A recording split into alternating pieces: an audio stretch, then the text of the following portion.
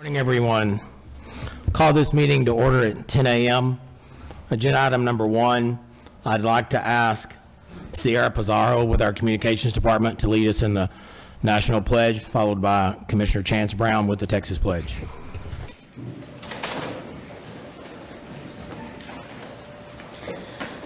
I pledge allegiance to the flag of the United States of America and to the republic for which it stands, one nation, under God, indivisible, with liberty and justice for all.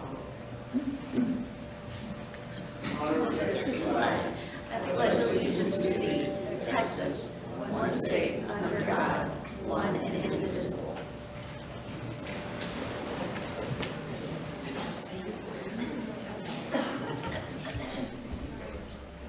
Agenda item number 2, possible action.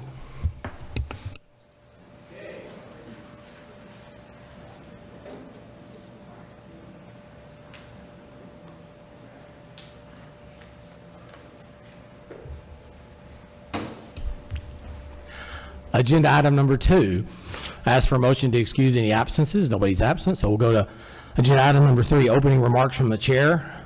First and foremost, when you're speaking, please turn on your microphone and lean in so everybody can hear you.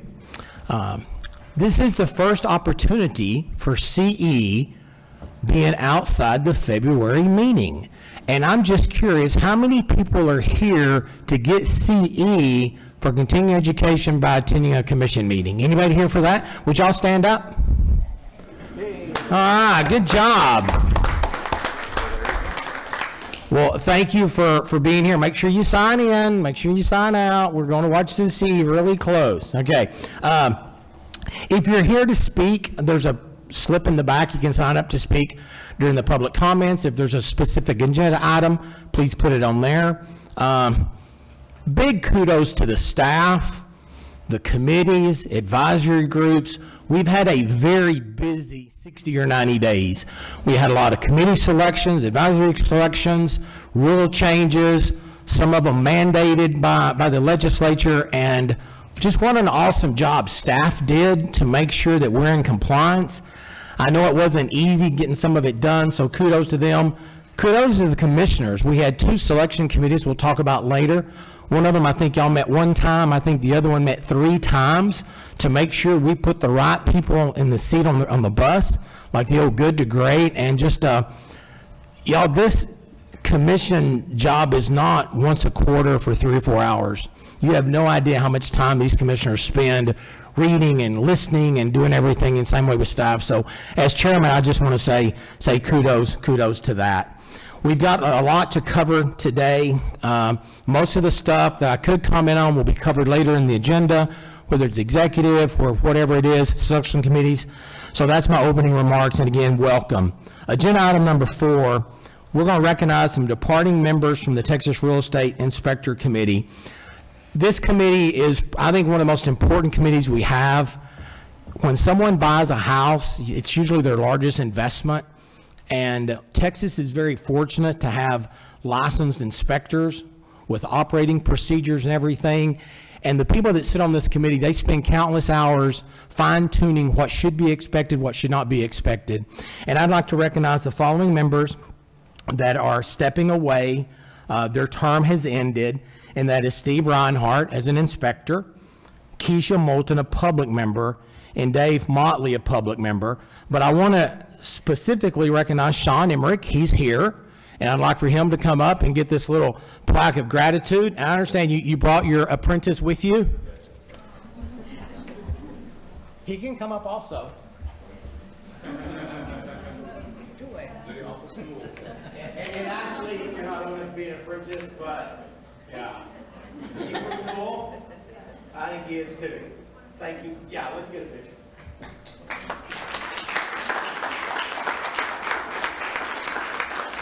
John, thank you for all the service.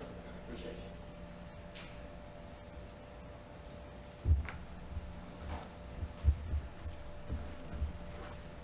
you.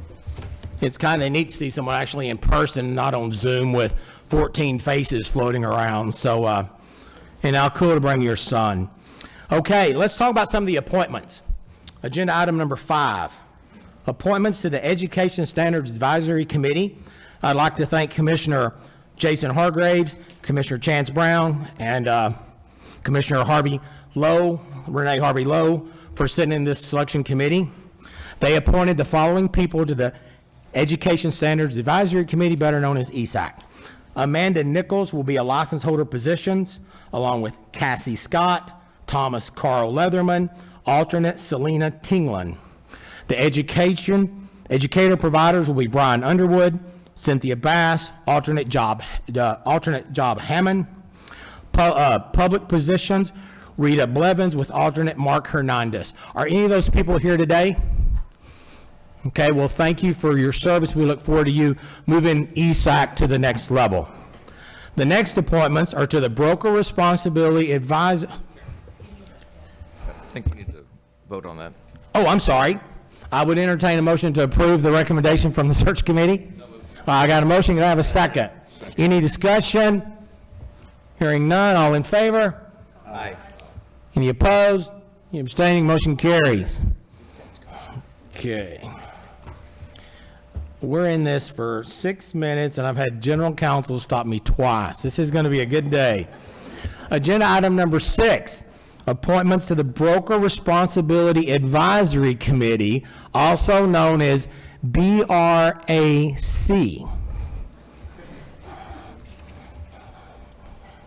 Not what I normally say. Okay. I'd like to thank Commissioner Pena, Commissioner Lerner, Commissioner Brown for sitting on that selection committee. We had 203 applicants. Of those 203 applicants, they were eliminated first by filling out the application correctly. We thought that was probably important. Then we interviewed one group, then came back and interviewed the other group. Probably 4, 5, 6 hours of scrubbing them, and then probably another 4 hours of actually interviewing. So this was a process. I really believe we got the best people on the bus. And the people are a 2-year term, Sammy Scoggin, 2-year term, Ashley Conlon, 2-year term, Larry Frawley, 3-year term, Marina Kama, Marvin Jolly, Michael Mingdon, 4-year term, Ty Williams, Brian Sells, Mary Napoleon, with alternates Bob Baker and Ashton Thies. The reason we have 2, 3, and 4-year terms is this is a new advisory group. We need staggered terms, so we need people coming on and going off at different times. I would entertain a motion to approve the selection committee's recommendation. So moved. I have a motion from Commissioner Woodruff, second Commissioner Hargraves. Any discussion? All in favor? Any opposed? Any abstaining? Motion carries. And I know Mr. Frawley's here. If you'll stand up. Anybody else here that's going to be part of the BRAC? Thank you.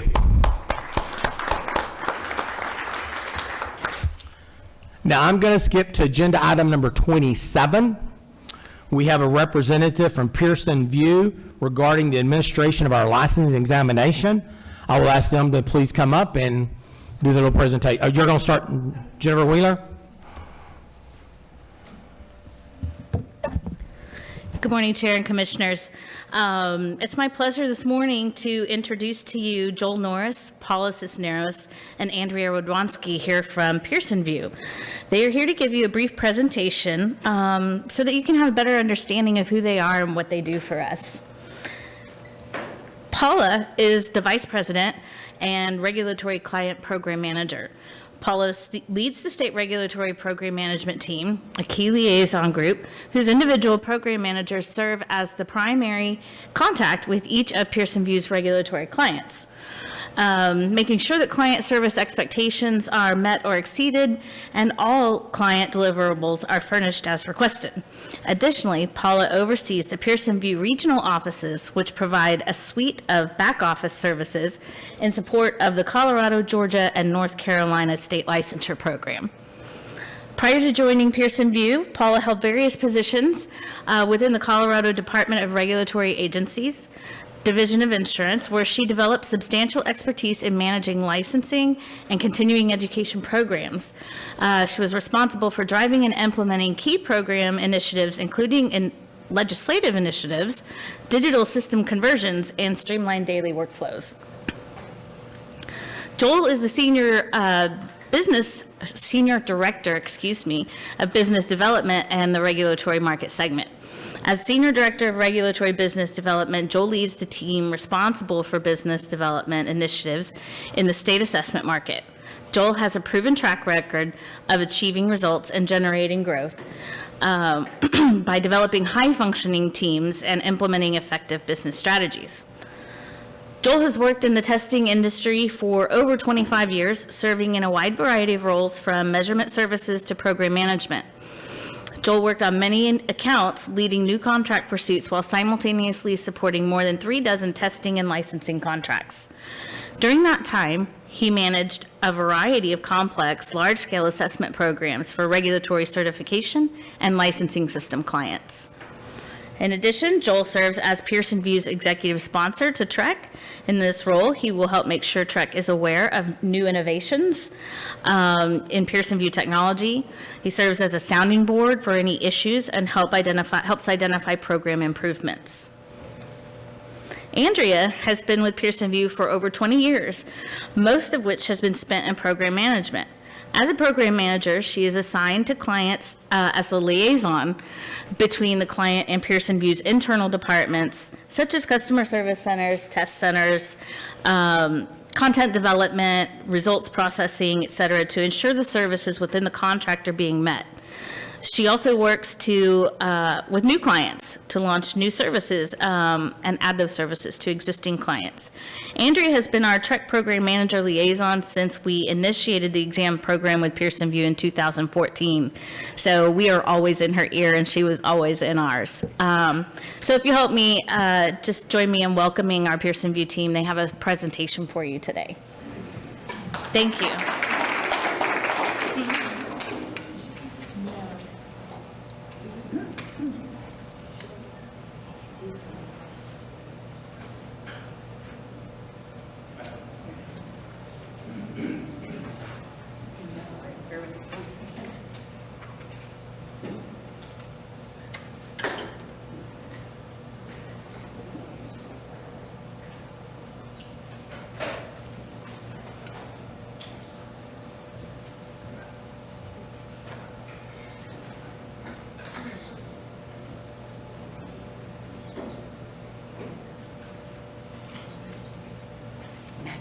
Okay.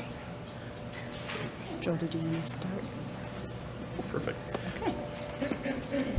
Good morning. Thank you for having us here today. We appreciate the time.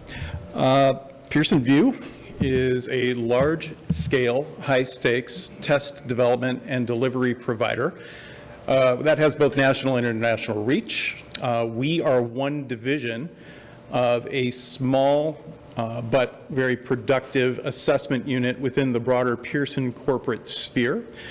Our executive director of our assessment and qualifications division, which consists of 3 separate divisions, of which Pearson VUE is one. We have an education division.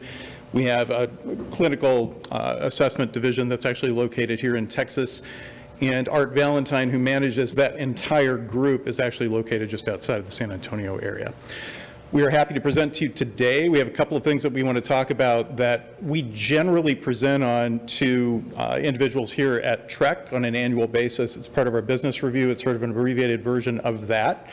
And with that said, we'll get right into it. So primarily what we want to present to you about today is the examinations that we both develop and administer on your behalf.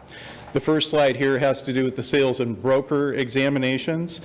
We developed these examinations for Texas. We're under contract. The latest contract that we're under began in mid-year of 2020. We're operating under the second renewal period for that, which goes through mid-year of 2024. These examinations are developed by Pearson VUE staff.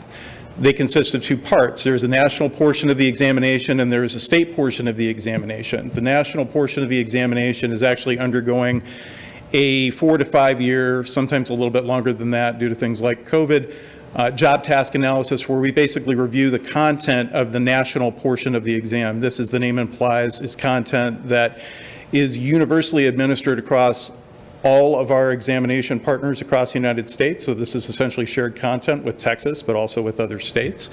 In order to maintain the currency of that examination content, we undertake a review of that content, including participants across all 50 states that we go out and we basically solicit through either existing clients that we have that provide us with recommendations or through a broad-ranging reference requests that we place out at the beginning of that year. The JTA consists of a survey which was developed in February. The survey was administered in July. The response rates were, as they usually are, extremely high, and the goal of that survey is essentially to determine whether or not what we include on that portion of the examination is still pertinent to the practice of real estate with regard to those national content standards that we've had in place for years and years and years. There's also a 3-day in-person content development meeting, including representation from Texas that was established in October. And then we are planning to publish the new versions of those exams come Q2 of 2024. So basically, it's a year-long process that we undertake every 4 or 5 or 6 years in order to maintain the currency of that examination and also replenish content that we believe needs to be dropped out of that exam and potentially replaced. There's also the possibility that some of the content areas or the ratio of items that appear in certain content areas of those exams are updated, and the scale on which we actually evaluate certain materials slides a little bit lower in certain areas or higher based on the evaluation results of that survey. On an annual basis, we actually review in person the state portion of the examination with TREC staff. So we include SMEs from around the state. We do basically the same thing that we do throughout the course of the national review, which is determine the currency of those exam items, determine whether or not any of them need to be retired. And then we also promote field test items or unscored items on the exam that we've been collecting data for on an ongoing basis into that examination build, which also concurrently is published with the new national portion of the exam in Q2 of 2024. Next slide. We also administer the Texas Inspector's Examination. This is an NHIE exam. We do not develop this content. This is actually an EBPHI examination. We do, however, review the state portion of the examination. So we are basically an administrator for both parts of the exam, but we're directly responsible for the state portion of that only.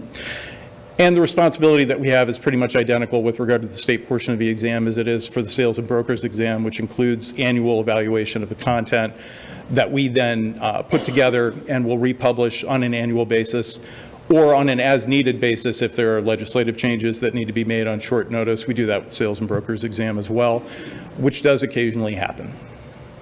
Next slide. We're going to talk a little bit about the administration of the exam. I'm going to hand this portion of the presentation over to Andrea Redwanski. What you have here is a map of all the locations at which candidates are able to test.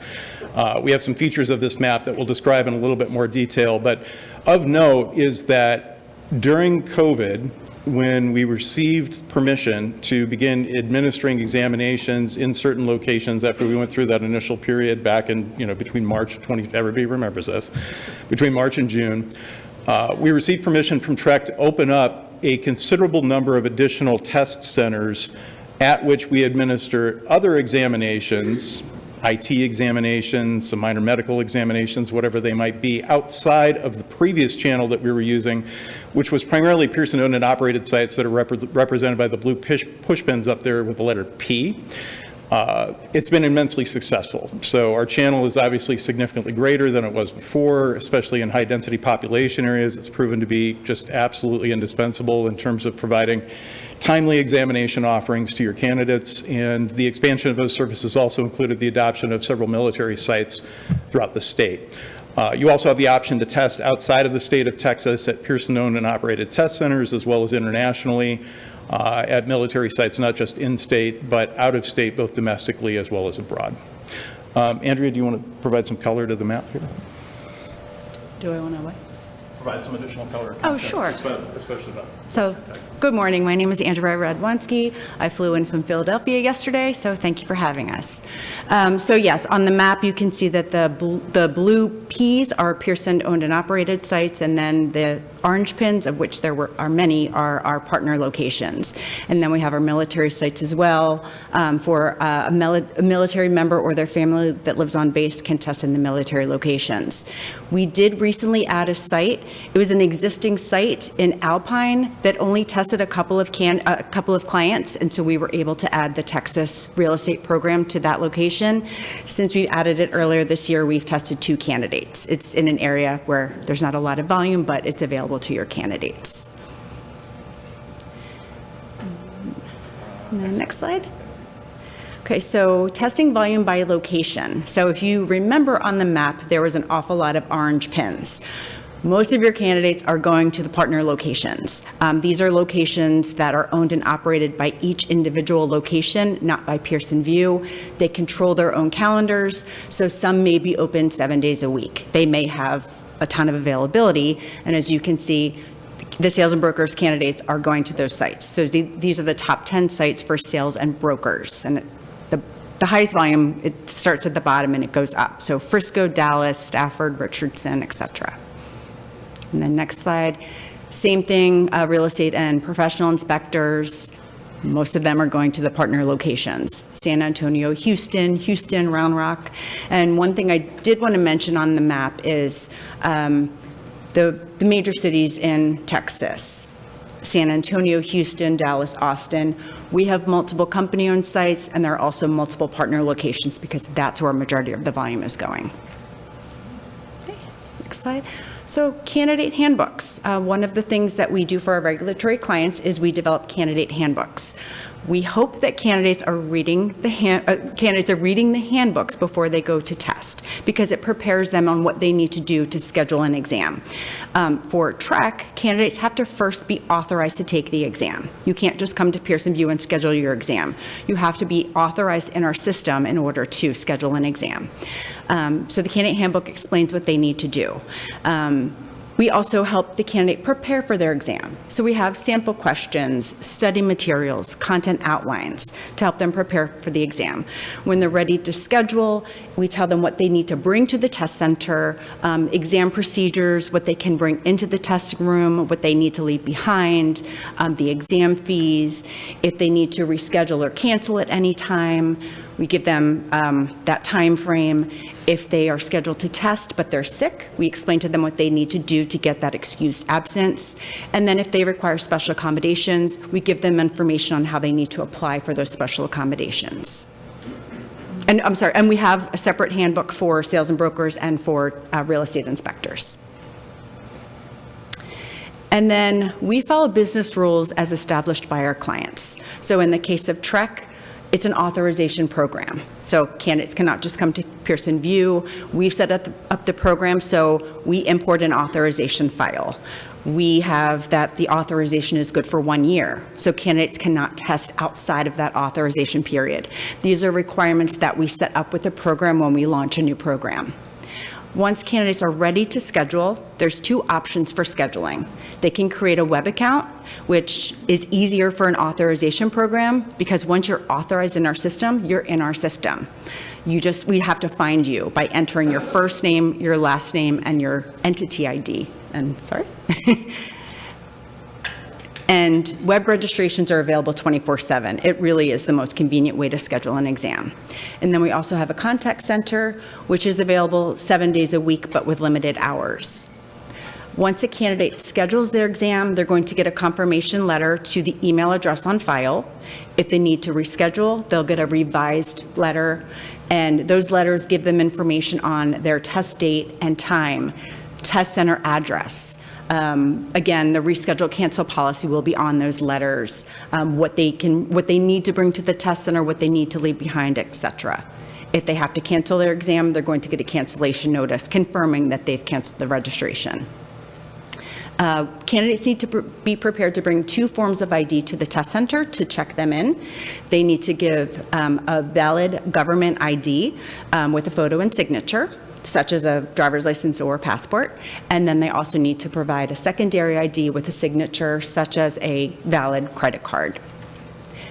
When a candidate completes their test, they will leave the test center with a score report in hand. So they will know before they leave the test center that they've passed or failed the exam. One nice thing about the score reports is they are called web-based score reports, which means a candidate can log into their Pearson VUE account and retrieve their score report. If a candidate may lose their paper copy, they're able to retrieve that on their web account. And then these are examples of score reports. Hang on.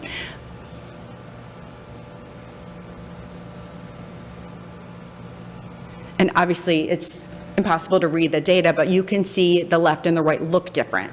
The right is an example of a passed score report. So that means that we're giving you information that you've passed the exam. We're not giving any numeric grades on this. You've passed, you passed.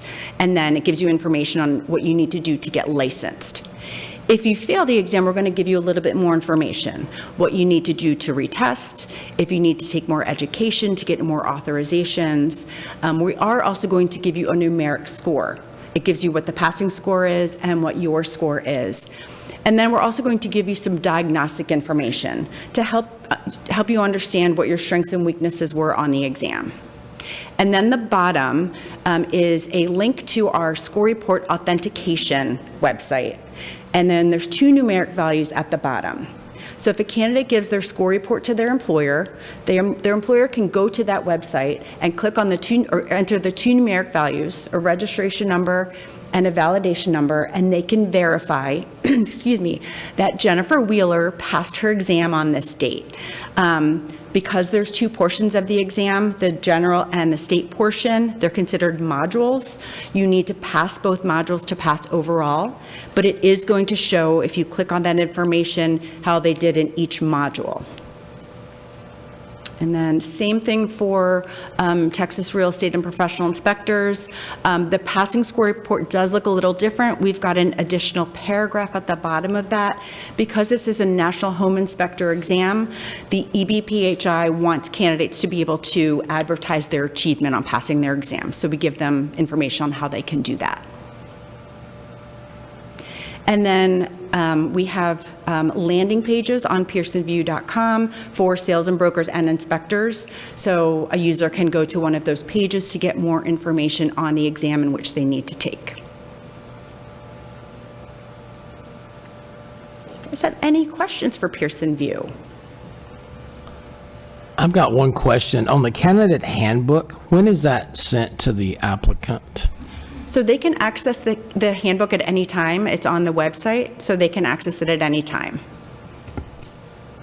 Any other questions? Okay.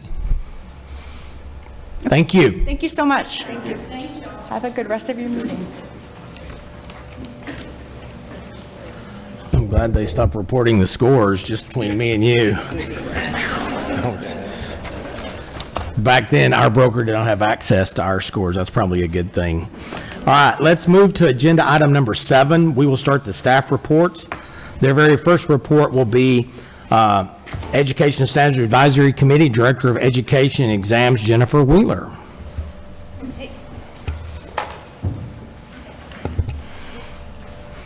I had no idea there was that candidate handbook. That might be interesting.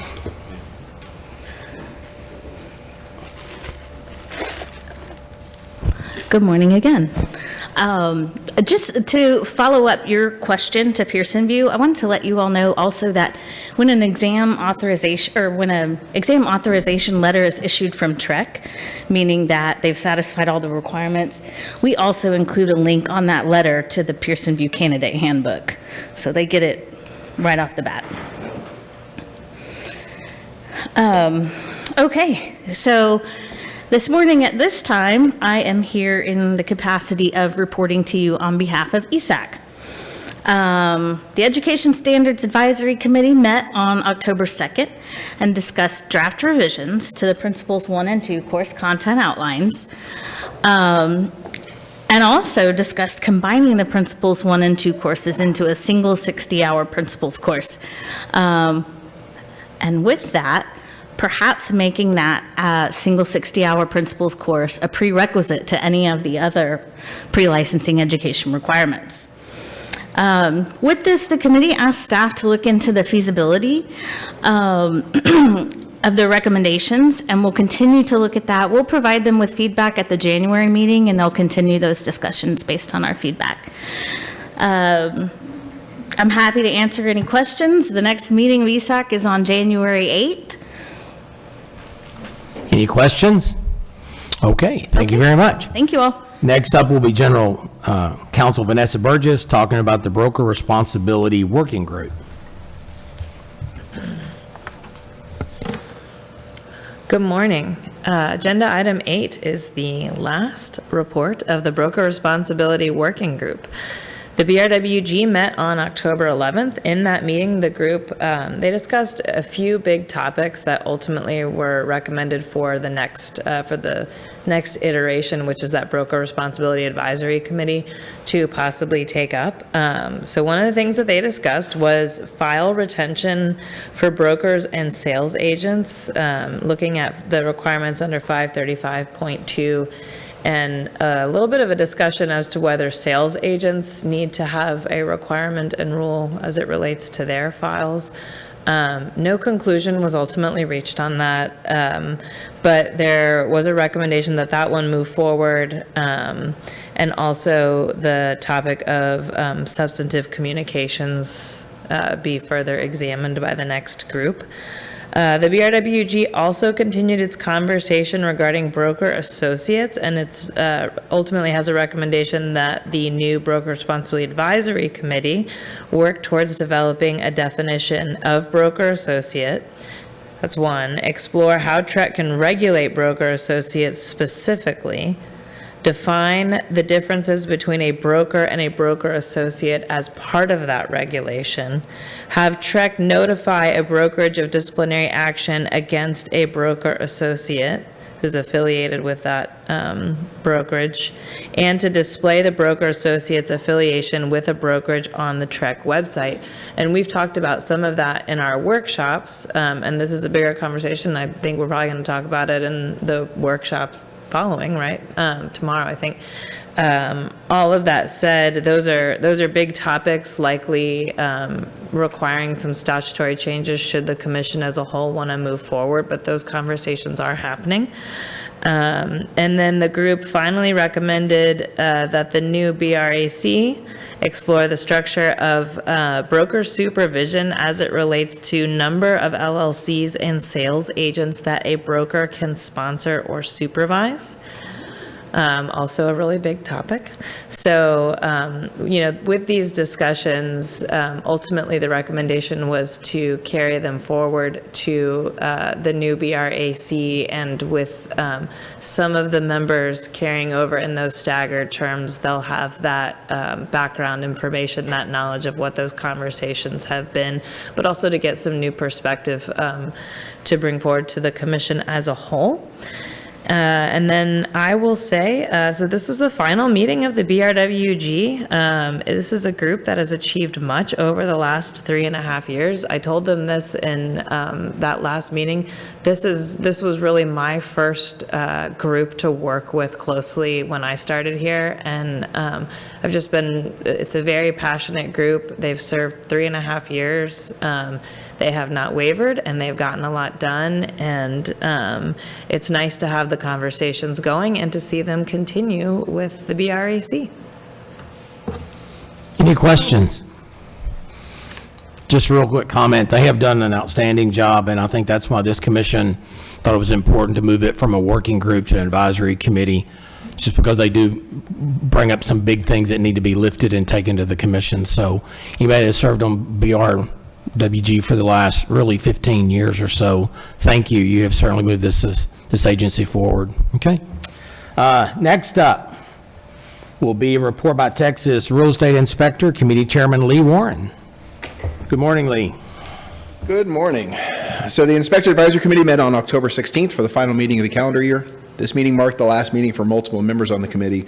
Steve Reinhardt, Sean Emmerich, Keisha Moulton, and Dave Motley have graciously volunteered their time in the past years to make this inspection industry a lot better, and their time and efforts have been very valuable and greatly appreciated. As a result, with the one member we had leaving earlier this year, as of our January meeting, we're going to have basically 5 new members, 3 new inspector members, 2 new public members, with a committee of 9 that can drastically change the dynamic of the committee. So that should be rather interesting going into the 24 year. At the January meeting coming up, we'll be selecting officers, including chair, vice chair, and secretary for the entire 2024 year. Subcommittee assignments will be done. Currently, we have 2 subcommittees, education and standards of practice. Being that we have 9 members, there'll be 4 members on each committee with the chair that will sit out, otherwise you create a quorum. So you have 4 and 4 on those subcommittees. There was a general comment that referred to the increasing difficulty that inspectors are having when trying to inspect new construction homes for some builders. Some of the requirements that some builders are imposing are actual direct violations of our standards of practice. So this can have a direct impact on a buyer's ability to have a third-party inspection done on their new home. Since builders are not regulated and TREC has no authority to impose restrictions on builders, it's more important than ever for consumers to do their research when choosing their builders. We went through the Texas Practicum Credit Request Form. This is the form that is filled out once the 40 hours of pre-licensure practicum or ride-alongs is completed by the student. There are bullet points that lay out exactly what should have been done during that practicum, and big change there. It's not a big change, but we're adding 2 signature lines, one for the instructor, one for the student. The thought process being that both the instructor and the student know exactly what was expected as far as that 40-hour practicum, so that should something happen later, we have some accountability for both the instructor and for the student as well. We're moving forward with the removal of the real estate inspection license type. Currently there are 3, but that would just leave the apprentice and the professional types as the only 2 left. Keep in mind that the existing real estate inspector licensees would not be affected. The apprentice and real estate inspector license are substantially underutilized and have been for some time. This will require a statutory change, so it'll be quite a long process, but wanted to let you know that was coming. The committee directed staff to continue to pursue the end goal. As part of this change, the committee is looking to require a small amount of education hours in order for someone to obtain an apprentice license. Currently, there is no education requirements to be an apprentice. I feel it's important that when someone is starting off as an apprentice in this industry, that there is some consistency across the board in that each apprentice should have a base knowledge of upfront of what the standards of practice are and should be, as opposed to just getting somebody else's version of it as they're instructed. A fillable form of the inspection report form was proposed at the meeting. In a previous meeting, a public comment was received expressing concern that inspectors were required to purchase software in order to complete an inspection report form, other than handwriting it. To that end, TREC staff has spent a lot of time and effort creating a fillable PDF form that will be on the TREC's website for all license holders to utilize should they choose to do so. This is another example of our efforts to kind of remove barriers for people to get in the industry, so you don't let less money, so on and so forth. There was a discussion about the instruction sheet for filling out an inspection report form. There was some confusion about whether inspectors were required to check multiple boxes in certain scenarios or not. One of the concerns centered around whether inspectors were required to check the inspected and the not inspected box when departure provision was used for a certain system. To that end, a modification to the wording of that particular part of the sheet was proposed. It was made clear that even though the SOP still leaves some room for interpretation here, enforcement will not be handing out disciplinary action should an inspector not check both boxes in that scenario. In January, when the subcommittees are restructured, we'll start a new review of the standards of practice. One of the items to look at will be to clarify the checkbox issue, because we're all tired of talking about it, so that it's much clearer for inspectors and consumers alike. One option would be get rid of the not inspected box altogether, but we'll look at a number of different things. The SOP review process is a long one, and there'll be a number of open meetings throughout the process to allow for any and all input. And our next meeting will be on January 16th. And we just encourage people to let them know that the meetings are open, and CE credit, like for this one, can be given for the inspector meetings as well. Any questions? Any questions? Just a small comment. It was brought up during the inspectors meeting as far as builders wanting certain requirements from inspectors, and I want to thank y'all for hopefully getting out in front of that. As a practicing real estate broker, that was certainly news for me, so I appreciate Yeah, it's, y'all looking into that. It's a tough issue. I understand. I think I understand why some of these restrictions came from builders, and I completely understand it. But there are definitely restrictions. I mean, to the point that they're preventing inspectors from actually doing a third-party inspection. So it's a real problem for consumers. I wish there was something we could do from TREC standpoint, but unfortunately we can't. All we can do is just make the consumers aware to really do your research when looking at a builder and find out what the whole process is. Right, and not only the consumer, but also the agent. So information was key. So even though we couldn't do anything on that, I certainly appreciate you bringing it up so everybody's aware of what possibly could happen. Any other questions? All right, thank you. Next up will be General Counsel Vanessa Burgess. She'll talk about the Texas Real Estate Broker Lawyer Committee.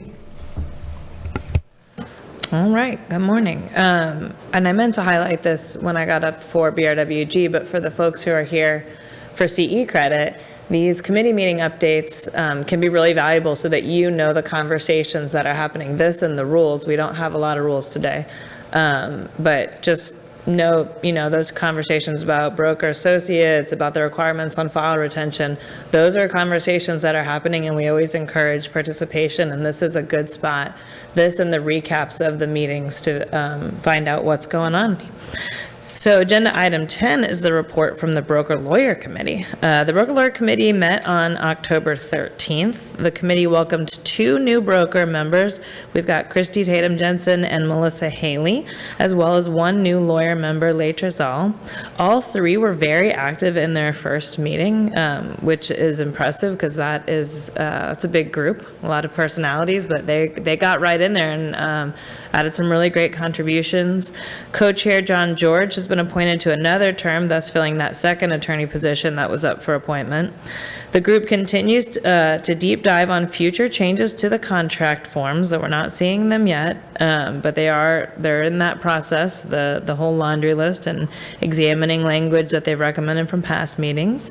Importantly, before you today, later on in the meeting, is a new voluntary notice to purchaser of special taxing or assessment district form. That's a mouthful.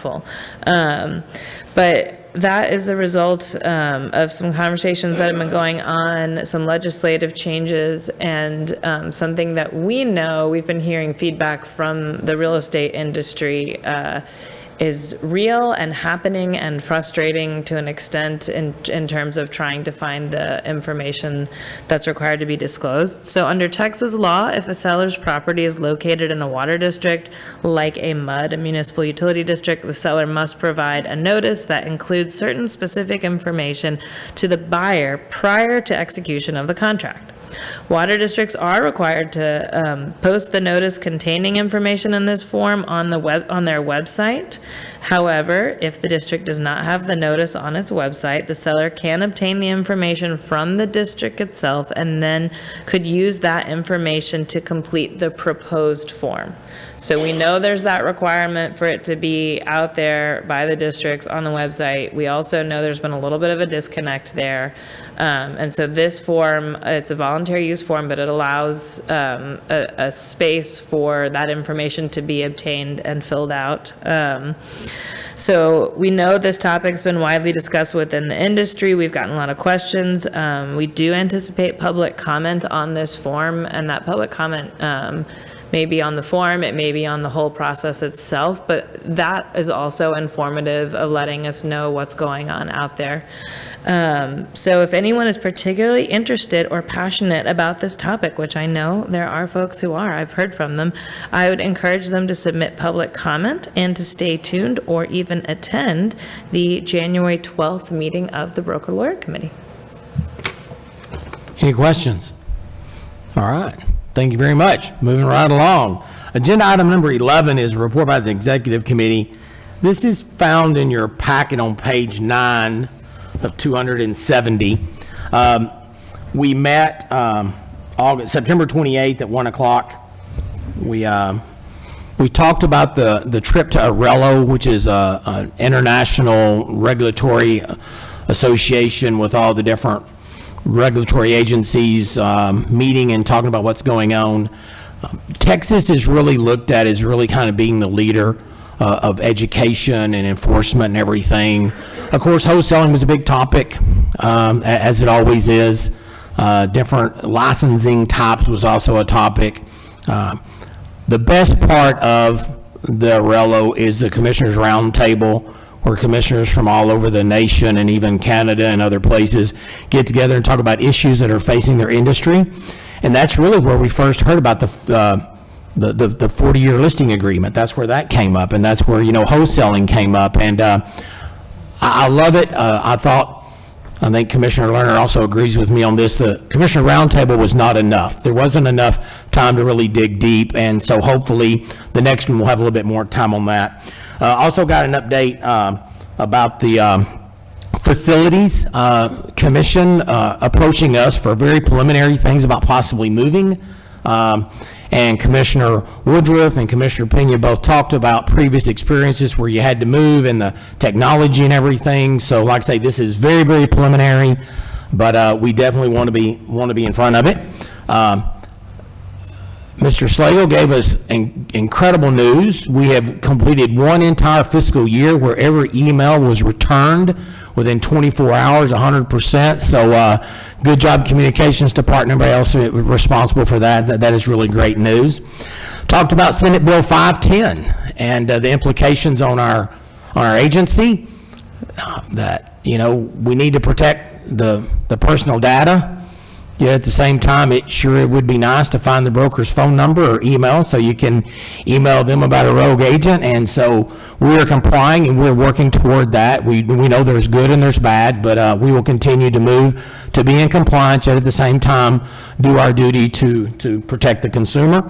Talked about the delineation of oversight as far as the executive director being in charge of staff, but yet at the same time communicating with the chair of any substantial issues with staff, and including the general counsel, which we will talk about in another agenda item. And I think the most intriguing thing was we actually had a complaint dealing with a negotiated wind lease, which we have never considered wind as part of our licensing act. So staff is putting together a letter wanting an AG opinion on, is that within our purview or whatever. So that was kind of interesting. And like I say, all the details are on page 19 and 20. 8 and 9 of your packet. I'll be glad to answer any questions. Otherwise, we'll move to the next agenda item. Any questions? Okay. Next up is Commissioner Pena, and he will talk about the report by the TREC and TALCB Joint Audit Committee. Commissioner Pena, all yours. Thank you, Sorry. The Joint Audit Committee met on October the 3rd. We talked a couple of things. We had the last installment of our internal audit program for FY 2023, which included the IT system planning, process, and controls related specifically to the RAMP project. The internal auditors looked at the controls related to planning and processing and overall the implementation and launching of that RAMP project. It is a significant program. Again, no significant issues were found there, but they did have some advisory comments, best practices that we could implement. We also looked over the final summary report for the FY 2023 submission to the governor's office as well as the state auditor's office. So that will be provided as well and reported on. And we also talked about the FY 2024 audit plan for this coming year. And I think that was it. Any questions? Okay, agenda item 13. Let's start with Executive Director Chelsea Buckholtz on agency operations, initiatives, and division updates. Okay, good morning. Thanks for being here today. Chair Kessner, you hit my high points in your executive summary. So I'm just going to sit down. No, I'm kidding. I have more to say. I always have more to say. Today, you appointed new members to 2 advisory committees to BRAC. Some of us are calling it BRAC, some of us are calling it BRAC. I think we're going to go with BRAC. That's what General Counsel said. Okay, we're doing it. And then also ESAC. We will acknowledge the outgoing members of those 2 committees, or the former Broker Responsibility Working Group at the next commission meeting, but of course had the opportunity today to acknowledge some outgoing members for the Inspector Committee. So I just want to add my thanks to Steve, Sean, Keisha, and Dave for their work on that committee. It strikes me that working on an advisory committee is not particularly lucrative in any way. It's just work. It's just work that you're giving for the sake of the industry. And often it's thankless. So I want to make sure that we thank them and let them know that we really appreciate what each of them contributed to the inspector industry by giving of their time. Moving on to a few updates. I'll start with our RAMP project, always mentioned in each one of these meetings. This is our new regulatory database that we hope to implement next fall that will touch every piece of our agency. Staff is working with our vendor currently to do all sorts of things. We are tailoring, we are configuring, we are testing, and we are automating. Those seem to be the phases or the verbs used right now in terms of the phase we're in that project. We're making very productive progress. We are behind on some of our tasks. I don't think that is, I do believe it is overcomable. Our start date should be next fall. And that's as specific as I'm getting right now. I have recently asked, well, how far along are we? Where are we? And Tom says that we're about a third of the way. So we're about a third of the way. And most importantly, we are on budget. I find that exciting. We're going to stay that way, okay? You may also recall that we did some emergency rulemaking at the last meeting. You did that, so that we're prepared to implement changes enacted by the Texas legislature as of September 1st. So this included updating the Consumer Protection Notice to remove the reference to the Real Estate Inspector Recovery Fund, which was repealed last session. Sellers must also now disclose the type of piping used for gas supply lines, so the seller's disclosure notice was revised to reflect that change. Of course, Chair Kessner mentioned this, but a bill passed during this legislative session, Senate Bill 510. We've talked a lot about that. It affected all state licensing agencies. They didn't just single out TREC. And it essentially required us to withhold or protect certain pieces of information of applicants and license holders, including some of their personal information. This is a huge shift because previously, before the legislature directed us to keep that information confidential, the opposite was occurring. We were directed to share that information. So this is quite a shift. So there's two steps for us. First is to be in compliance, and we are in compliance with that law. Well, what that means is that a whole lot less information is available on our website, right? For a time, all of our meeting minutes and meeting materials was pulled off. It has now been returned in redacted form so that we're protecting the information we're required to protect. But you'll notice that the license holder lookup has significantly changed. There's no phone numbers, emails, addresses. Now, the law allows us to share business information, but not personal information. The challenge is that we don't collect information that way. And so in order to be in compliance, we had to pull down all of that data. We are now in the process of step 2, which is determine a way to share what information we can. And that is not easy at all. But we have a meeting set next week even to start unpeeling that onion and determining how best to do that. In the meantime, I want to share a few pieces of information with you. First, no, we cannot provide information to anyone, even if the person is a client, a broker, or a license holder. There's no inside sharing. So we are required by law to withhold the information, period. Additionally, we want to remind license holders how essential it is to keep their information about brokerage services, IABS, that form updated so that the contact information is reliable and readily available. That's never been more important than it is today. So as, of course, all of you know that having an outdated IABS can result in disciplinary action from TREC. So that's Senate Bill 510, an ongoing process and one that all licensing agencies are handling in the best way we know how. Chelsea, Yes, sir. quick question. Seeing that the issue is we've got personal versus business contact information, and being us as TREC being able to determine, we have no way to separate those, right?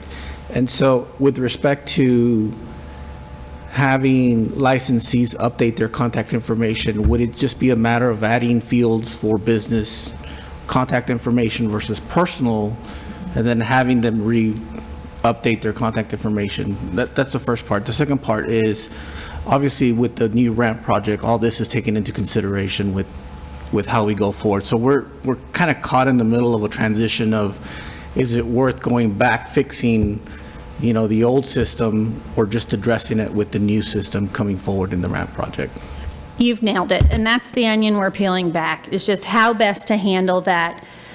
We have 235,000 license holders, so to reach out to that number of individuals and entities and say, can you just update your information and put it in these newly created fields for a very outdated database that has a very limited lifespan left, versus simply putting it into the ramp project. And then how long does it take to have all of that updated information in the ramp project? Do you do it in a renewal?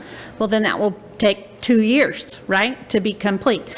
So your questions were very good, simple questions. My answers are a muddled mess, really, because it's just such a complicated issue, but one that's very important to figure out, because we understand the need to be able to share that information among license holders and for purposes of consumer protection. Yeah, I think it's going to require a lot of patience on the part of the licensees as we go through this process, because it is very complicated and there's no easy solution.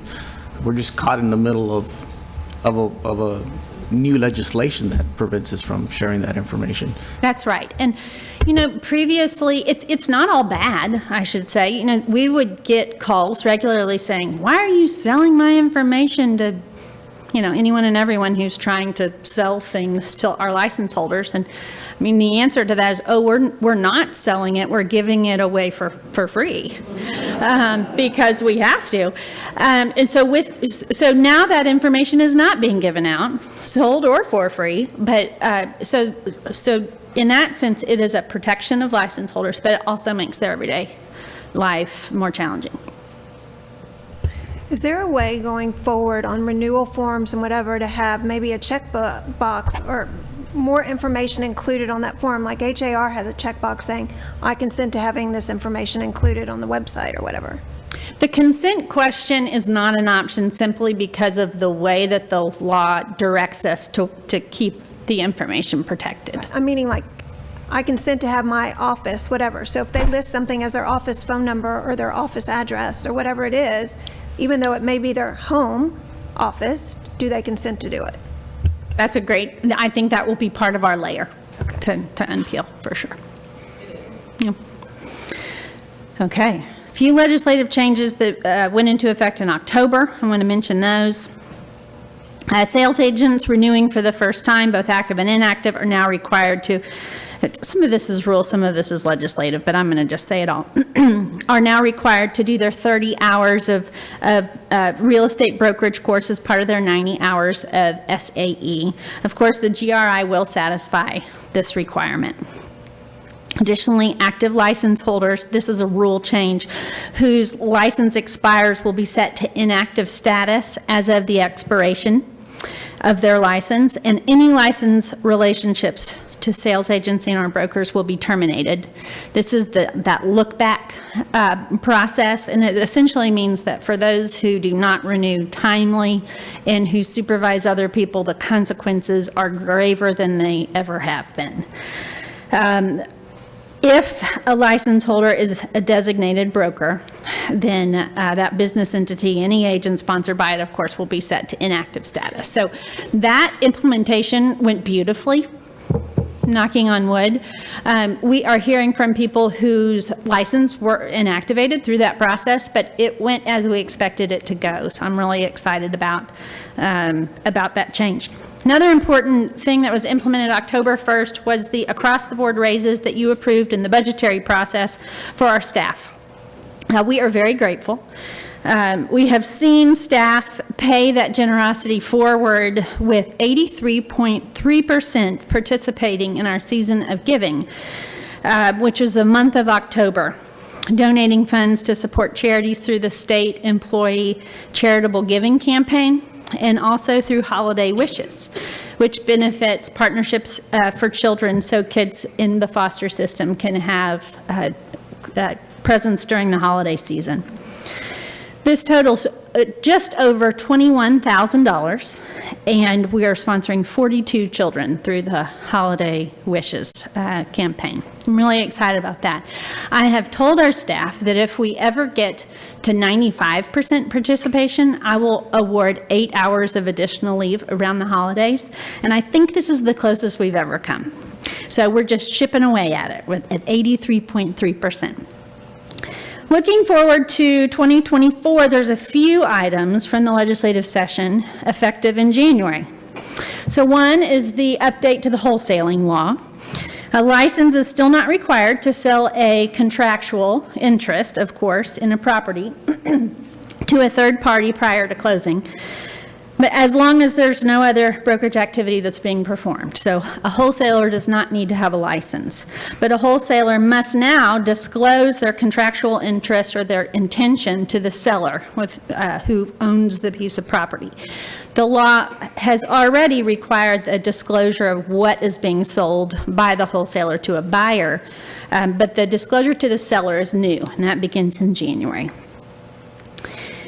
Many of our license holders are looking forward to January for the new option to register certain LLCs and S-Corps with TREC for the sole purpose of receiving compensation. This is a legislative change, and I'm not going to say anything else about this. I'm simply passing the buck to Denise Sample, who I don't want to steal her thunder, so she will explain this in thorough detail. It's complicated, and she is the right voice for that. Lastly, I wanted to thank each of you for completing your IT security training. All 9 of you have done it. We are in complete compliance.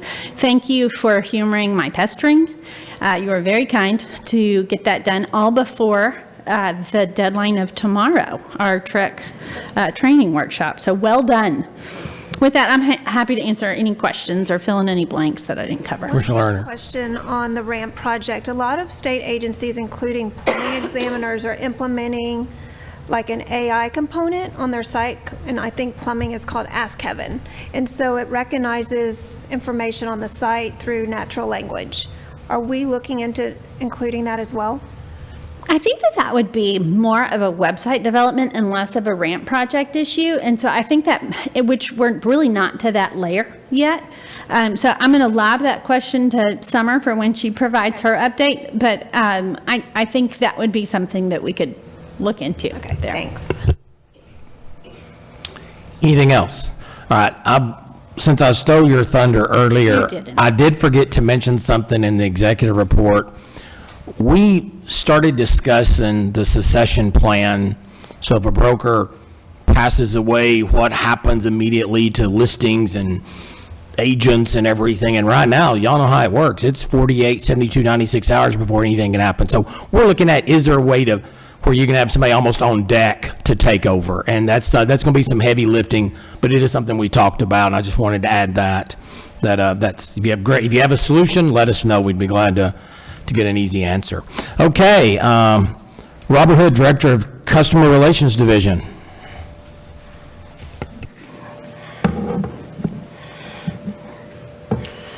Good morning, Mr. Chair, Commissioners. Robert Hood, Director of Customer Relations Division, and I'll be happy to report to you this morning on the status of the contact center.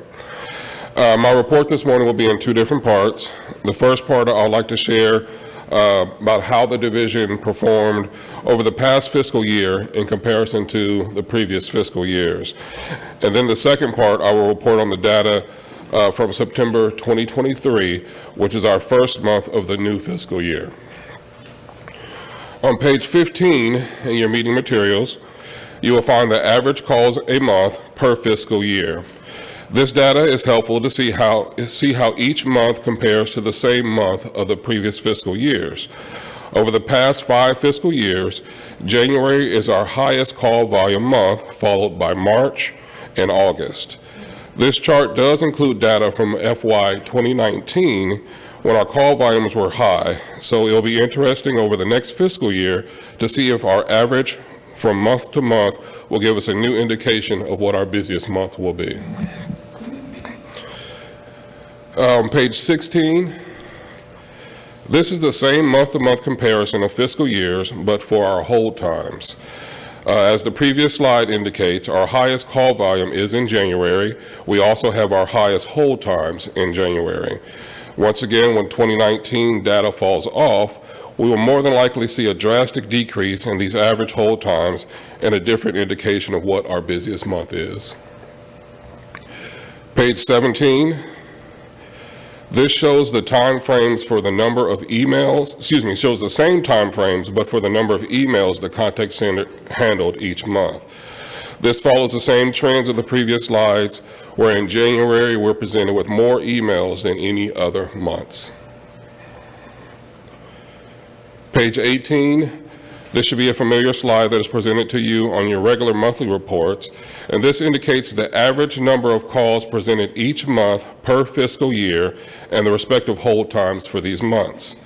Since fiscal year 2019, we have been able to maintain less than our target 2-minute hold time, and the number of calls presented each month range between 15,000 and 20,000 throughout the year. This will conclude my fiscal year comparison, and I'll be happy to answer any questions before I move on to my September report. Any questions? Good job. Thank you.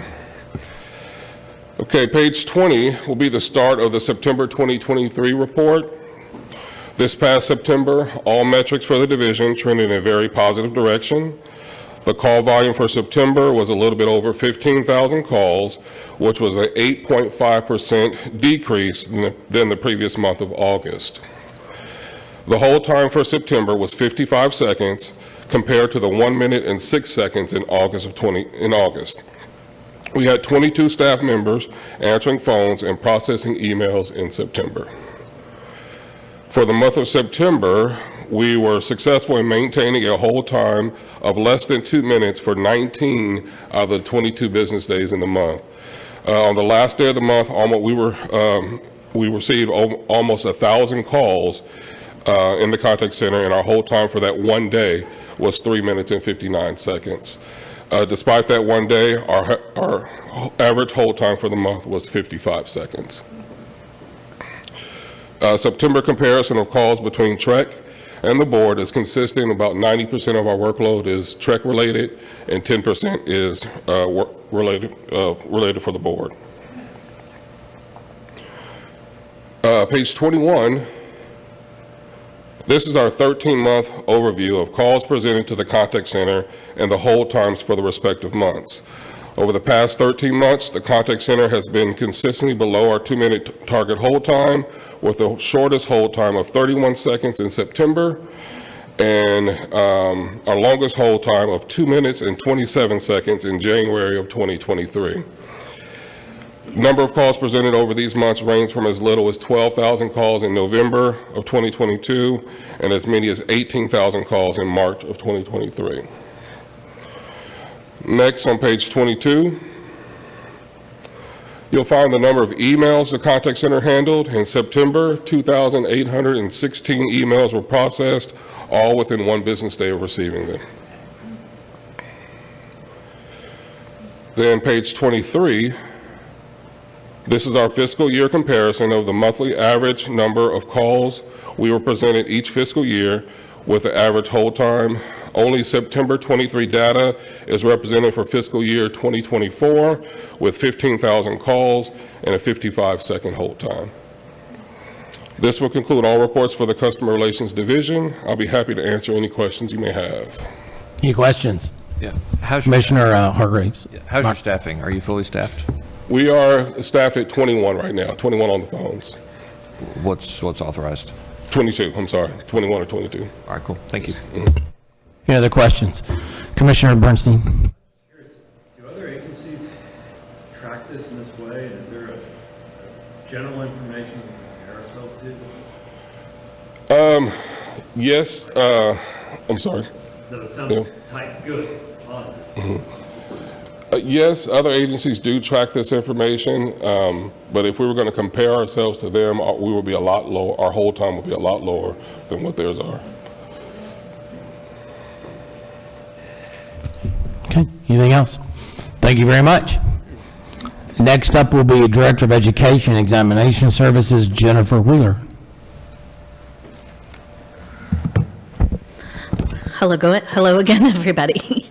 Good morning, Chair Kestner again, and all of the commissioners. Happy to be here before you today. This morning, I would like to begin with a high-level summary of our fiscal year-over-year look back, the reports for which are included on your materials beginning on page 25. Our qualifying education provider and course volume has remained steady, with some fluctuation representative of their 4-year renewal cycle. Of note is the increase in the volume of CE providers and courses approved and available this year as compared to FY 2019. For example, in FY 2019, we had 516 approved CE providers, whereas in FY 2023, there were 668 approved CE providers. This represents a 20% increase. Similarly, in FY 2019, we had 5,223 approved CE courses, where we had 6,413 approved and available in FY 2023. This represents a total increase of almost 23%. We're seeing more real estate education providers entering the CE business, which may be attributed to the increase we have seen in total licensed holder counts over the last several years. Increasing the options and availability of courses for our license holders is encouraging, and we hope to see this trend continue. The September 2023 education report is also included in your meeting materials beginning on page 28. In addition to the year-over-year look back, these include a report reflective of qualifying education providers and courses approved in September, CE providers and courses approved in September, and a 13-month comparison of all applications approved. Excuse me. Are there any questions on any of the reports before I move on? Nope. Okay. Next, I'd like to provide you with a brief update on Pearson VUE and our exam administrations. I know you heard from our Pearson VUE team earlier this morning. It's great to have them here. In FY 2023, Pearson VUE administered a total of 40,384 sales agent examinations. This represents a 15% drop from FY 2023, however, is consistent with, you know, we had such a strong increase in applicants for a little while, and now we see a little bit of leveling off. So that's not a number to be worried about. However, there were 2,524 broker exams administered in FY 2023, which is 162 more exams than FY 2022, or an increase of 7%, which is interesting. The first-time pass rate for sales agents and brokers in FY 2023 was 56% and 58% respectively, sales agents and brokers. This is a slight dip from the last fiscal year when the first-time pass rates for sales agents was 60% and the brokers were at 61%. However, these are still really strong numbers and tell us that the exam is doing its job. As our Pearson VUE partners mentioned earlier, in December, we will host Pearson VUE for our annual licensing exam analysis, test item review, and new item writing meetings. We do that annually. Several TREC staff, PV exam content managers, and subject matter experts will gather to review how our existing exam questions are performing, how the pre-test questions are performing, and these are the ungraded potential new exam questions that we wrote last year. And then we'll create new test items to go into the ungraded pre-test exam bank. Any questions on Pearson VUE or any of that information? Okay. So at the August Commission meeting, you all approved the content for the 2024-2025 Legal Update 1 and 2 course materials. Since that time, the course manuals have been formatted and designed, and the instructor trainings are underway. Our team has already been to Fort Worth and Dallas. Next up is our virtual meeting in West Texas for our West Texas instructors, and then we'll be here in Austin on November 21st. The last training for the 2023 will take place in Houston on December 12th, and then as per usual, we will have another 1 or 2 trainings after the first of the year to catch those who weren't able to attend prior to the initiation of the new courses. For those of you who either have attended, will attend an instructor training, or will be taking the courses next year to renew your license, you will notice some changes to the overall design of the manuals.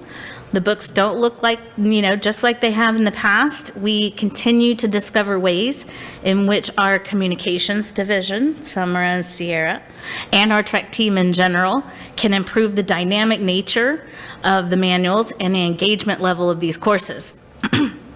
We are really excited about this new format.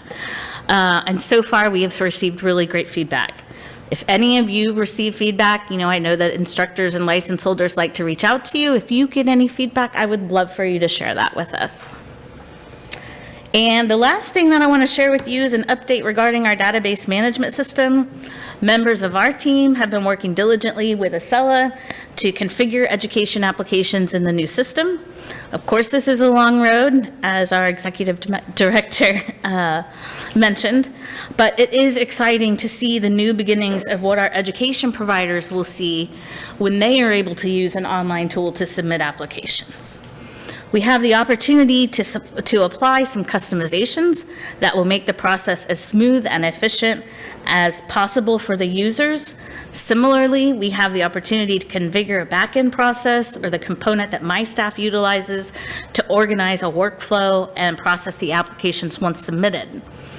The Acela solution will also enable the education division to capture and report more meaningful application processing data and other information that may help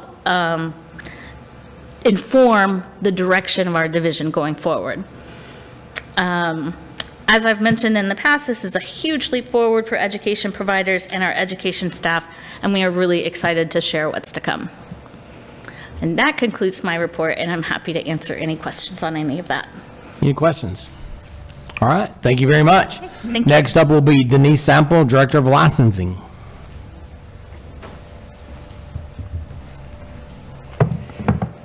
Good morning, Chair Kestner and Commissioners. Summer, I'm leaning into the mic as instructed.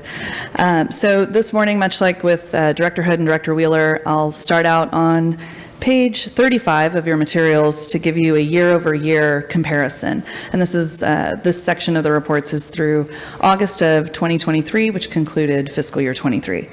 So you'll see that first table is a year-over-year comparison of the total of all license applications received. So we did notice an 11% drop from the previous fiscal year. However, this year-over-year comparison does allow us to see we're still ahead of the number of applications that we received in fiscal year 2020. This is a figure that we monitor month to month and year-over-year. The next page is a total license holder and registrant count. This data goes back to 2017, and this is broken down by license type and then shows you the total in bold. So you'll see going back to 2017, we ended that year with 182,000 license holders, and by contrast, we ended fiscal year 23 with over 237,000 license holders. The next report shows a graphical presentation of those broken down by license type.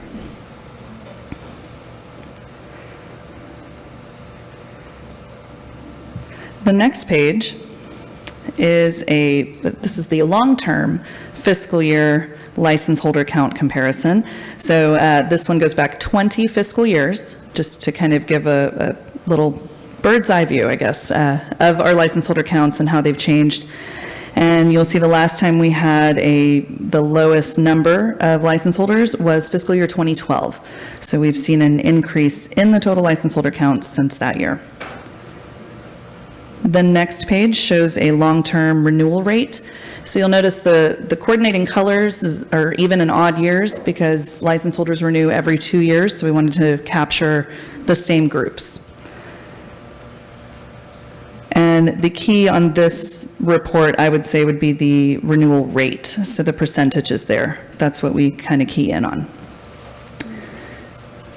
So the next set of reports that start on page 41 is the regular monthly data that I present quarterly, and this is data for fiscal year 24. So this just includes September, since we're only 1 month in to the fiscal year.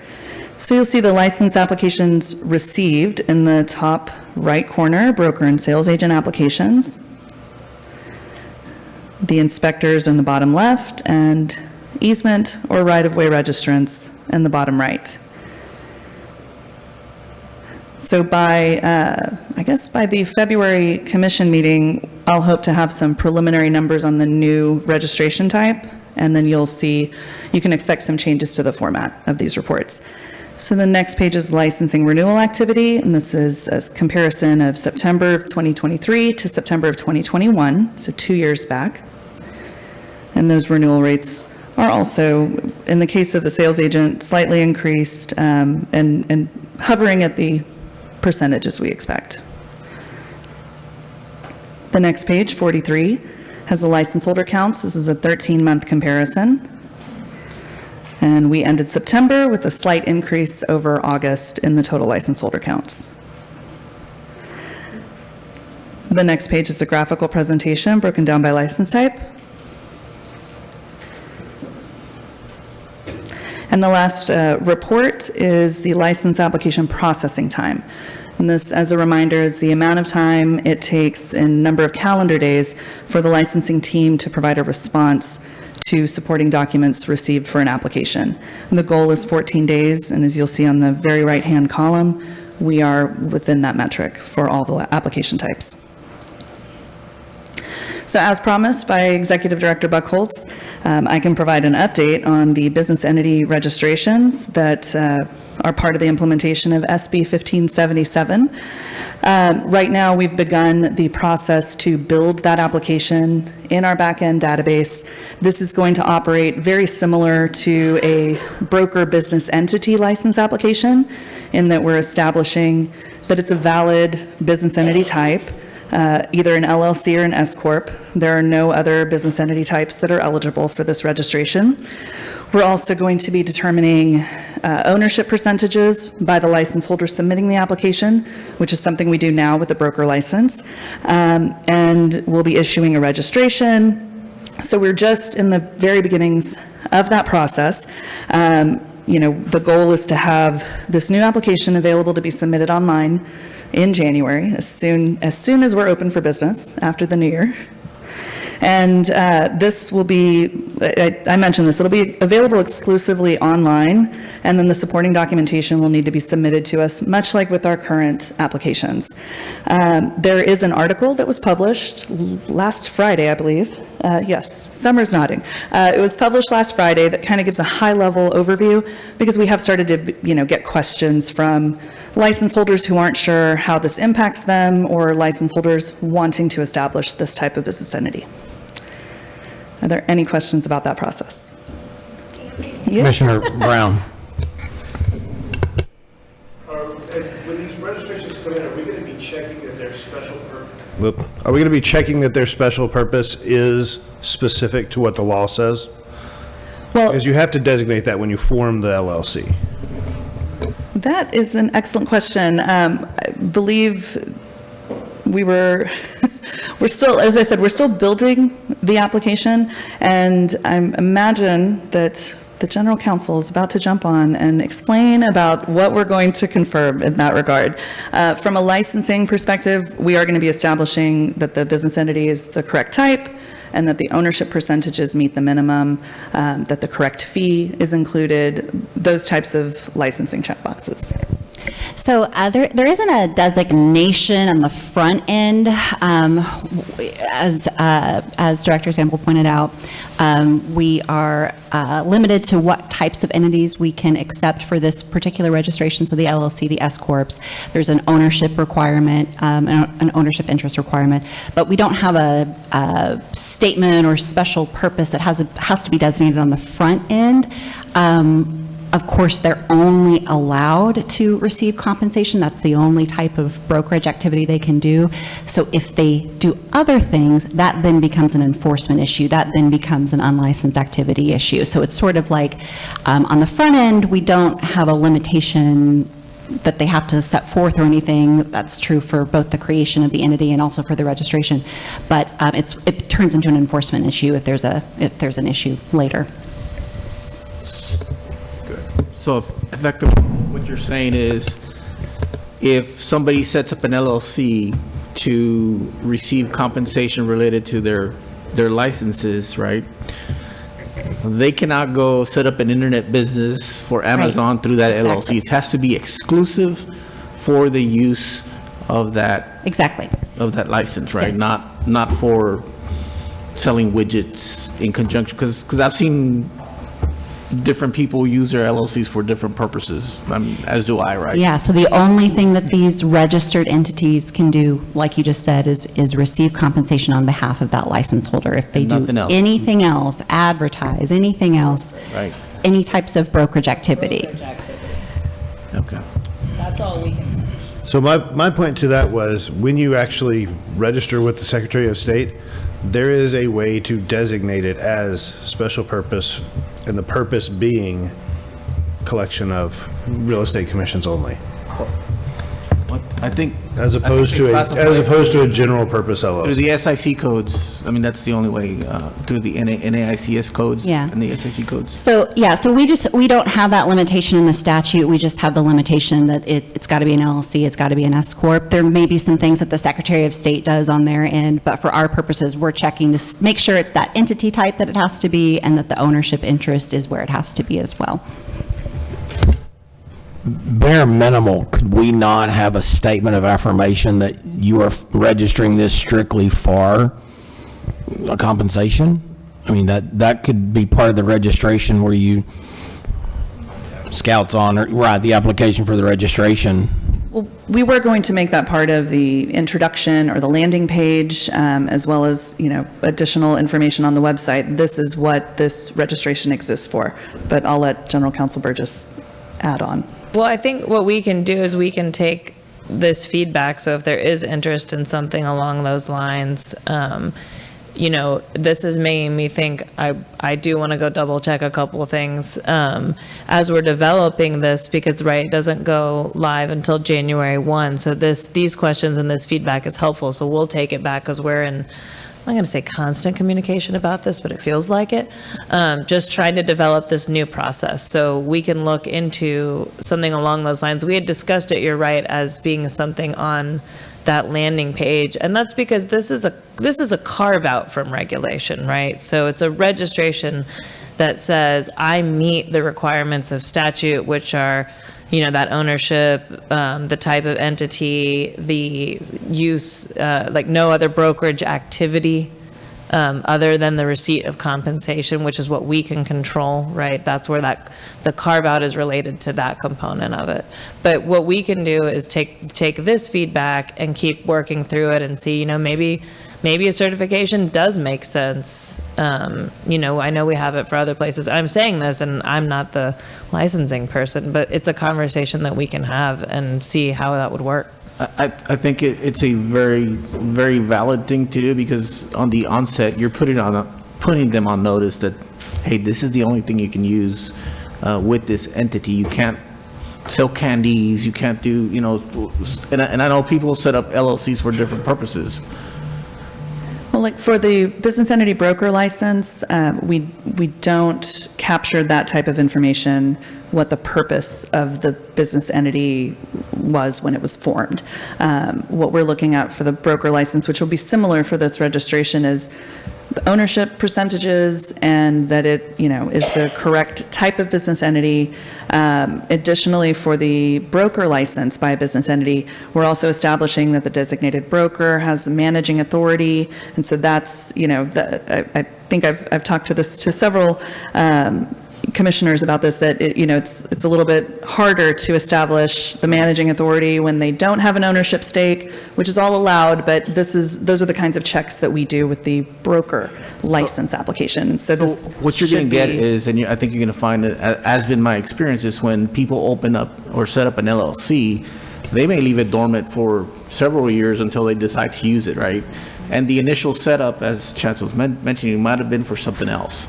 And that doesn't preclude them to change it when they decide to use it for this purpose. So I think there's maybe a little bit of a disconnect, and because I just heard your example of selling candy on Amazon. So we can only control the brokerage activity component of it. If they've got the LLC, they can, for lack of a better term, do LLC things, other things with it that they're authorized to do, but we can only really control the brokerage activity component of it, Then right? That's this because it's a question is- carve out of regulation. So it's saying, this is one piece of brokerage activity that you can do if you meet these requirements and you submit the registration to us. If they're doing other things, which they may be doing, right? That's not within our purview. Now, I think it's, I had not contemplated the special purpose component, and so I think what, I'm saying this again, I think what we'll probably do is take this back, perhaps pick your brains a little bit on what you're seeing, because I know, you, Commissioner Pena, have the experience with the registry, or with business entities, and then Commissioner Brown, I know that you're working on something with your brokerage for this, so you're kind of hands-on in the moment. So we will likely pick your brains. We're going to take this feedback and see what we can do with it. Sounds good. How is this information, this LLC information, going to be different than the LLC information that we already have? Is there going to be a little symbol of this is just a commission-based LLC, or this is a brokerage activity LLC? How's that going to be shown on the website? One key difference is in terminology. A business entity broker license is licensed as a broker. They get issued a license number with a seal, with the executive director's signature.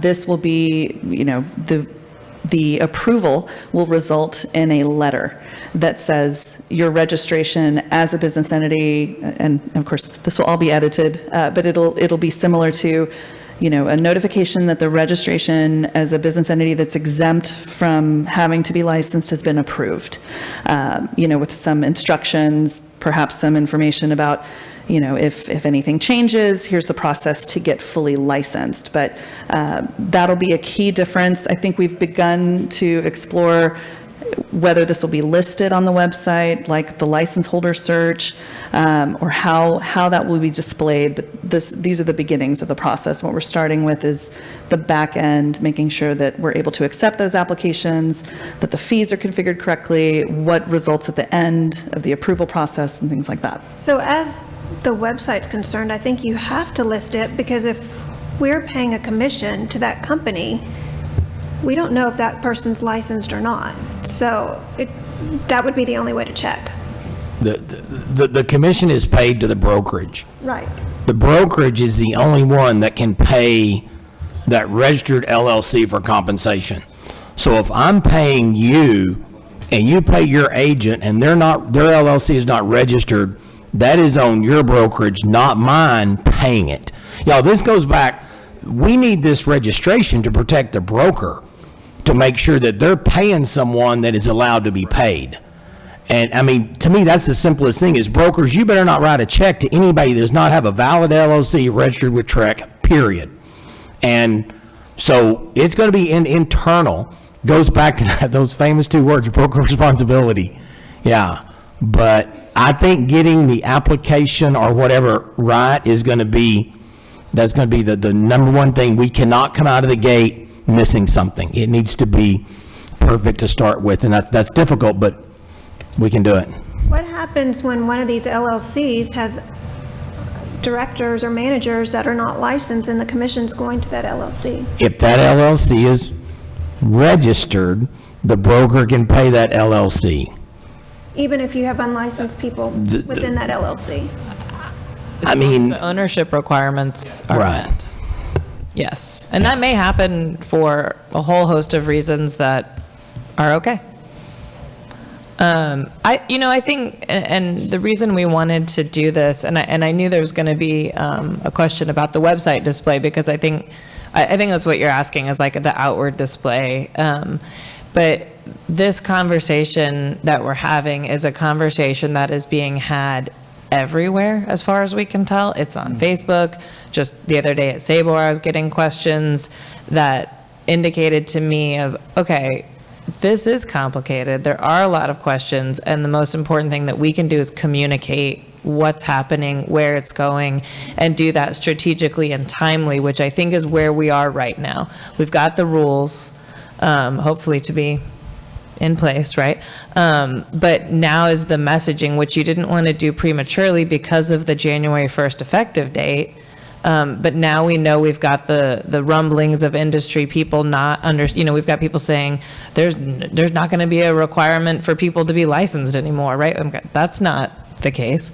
And I say that's probably not exactly what they said, but we're seeing a level of confusion. And so the purpose right now, this is why Denise was doing this, was to start getting the message out, answer your questions, because we know you're going to be getting questions on this, right? Get your feedback on what we can be doing as we implement the actual process and not just the rules. And then Summer and Sierra get to do this really fun thing of communicating all of this and clarifying people's questions. And there's actually, Denise referenced it, but there's a new article up on the website that does sort of similar to if you see on Amazon when they do those comparisons of items. It's a comparison of the registration versus the business entity license. And I think that will be a very helpful tool. So that's on the website, went up last week. And they're going to continue to push it out in the ways in which they do that. I often volunteer in the moment. But that's the stage we're at, which is seeing what questions are out there, providing the commission with the update and a public explanation of what that process looks like, and then taking that feedback, seeing what questions are out there and getting them answered and getting the system in place. And that's what Denise gets to do. Yeah. While we are doing this, I think it would be a good idea to think about how we are going to look at these on a renewal basis and everything else, because I know we're having problems as it is. I think we need to figure out a way to better confirm that these are still in place and they're DBAs and LLCs. And I know that is definitely on our list of topics when we have the discussion of rolling out the renewal or the recertification of these business entity registrations as well. That's a key component. Right. And that's a conversation Abby and I were having this morning, actually. So first we have the rules, then we have a lot of communications, then we have, during those communications, we're also talking process. Other folks are talking process on the inside. We launch, we see what happens. We don't know the numbers we're going to get on this because a lot of folks already have a business entity license, so it's likely going to be sales agents who don't already have a business entity license, well, a broker's license, but that are not a part of that. So all of that said, then we're going to have to turn to the recertification process, but fortunately there's 2 years to work through that. I think right now we're just in the full court press stage of, okay, here we are, it's happening, and let's start seeing what it's really going to look like. So, but you're right, we're going to have to look at what does recertification look like? What do they provide? We've written the rules in such a way that we think we can work through the process pretty well. Recertification for what's existing now. It's looking at what's going on now with the licensed LLCs and DBAs and how those are renewed and investigated, so to speak, prior to reissuing that. Well, and I think that's a separate, I see where you're drawing the similarities. So as it relates to I would keep the registration separate just because it's a registration. It's not a license type. It's not, the DBA, it's a different conversation. So I know the topic of LLCs, DBAs, et cetera, is coming up tomorrow. And so I think that's where we can walk through that process, because I know that you voiced concerns about that. In terms of what a recertification might look like, I think that discussion is one that's being had and will be had, but right now I think the focus has just been on the actual launch. But The initial rollout. I would imagine that conversation also informs the other conversation. Yeah, I just had one comment. I don't really expect that we're going to, I mean, it's mostly going to be new people. I mean, the existing people are going to say, hey, am I good? I mean, they're going to ask their broker, do I need to do something? And it's going to be no, and carry on, right? Subject to, recertification, every 2 years or whatever. So, I mean, really, it's going to be, people who are currently, of course, salespeople that, that have an accountant that says that's a good idea or whatever, which I don't know what that number is. But I would say that for the broker to be able to pay the commission, somewhere we're going to need to be able to access that information. Agree. Anything else? Before you end, changing the subject, I renewed 2 business entities, both due the end of November, sent one in, 4 days later sent the other one in. They were with proof that was registered with the state of Texas within 21 days of my application to renew. Both of them were renewed within 8 business days. So thank you. That is kudos to y'all. It got done. Yeah. Thank you. So I had to provide from the Secretary of State that our LLC was still valid. It had to be dated within 21 days of the application, and I had to attest that no ownership had changed. When we originally did it, I did have to attest that I owned more than 10% for the, but anyway, less than 8 business days, that's really cool. Glad to hear that. So I'm legal. Thank you. Okay, I hate to do this, but we're going to take a 10-minute break. I think anytime you have CE, you're supposed to take a break every little bit. So we're going to take 10 minutes for a personal break, and we will be back. I'm sorry to do that to you. I think I did that to you last time, too. All right, we are on break until 11:50.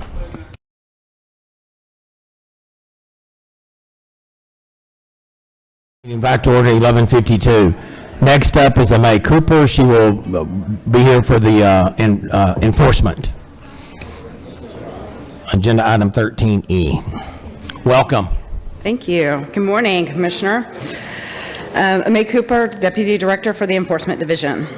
Starting with our fiscal year 2023 recap at page 46. In the FY23 case status report, the division closed 5.5% more cases than we opened. Overall, we have observed the continued 5-year trend of an overall increase in consumer complaint filings against brokers and sales agents, with a 7.7% increase compared from fiscal 22 to fiscal 23. Turning to our largest category of cases, application investigations, openings decreased by 15% since 2022. However, the fitness inquiry has continued an upward trend and increased by 9% from 2022. In 2023, the open case inventory has been reduced by 37%, ending the fiscal year with 721 cases open. Turning to the 5-year trend, this reflects the past 5 years of opening and closing data. Finally, our comparison case aging report on the next page shows a comparison between 2023 and 2022. Overall, we finished the fiscal year with 95% of our complaints at or under 6 months of age. This was an improvement of 16% over 2022. The 6 to 12 month range was reduced by 15%. This was one of our major focuses over the past fiscal year to reduce the number of cases resolved during this time period.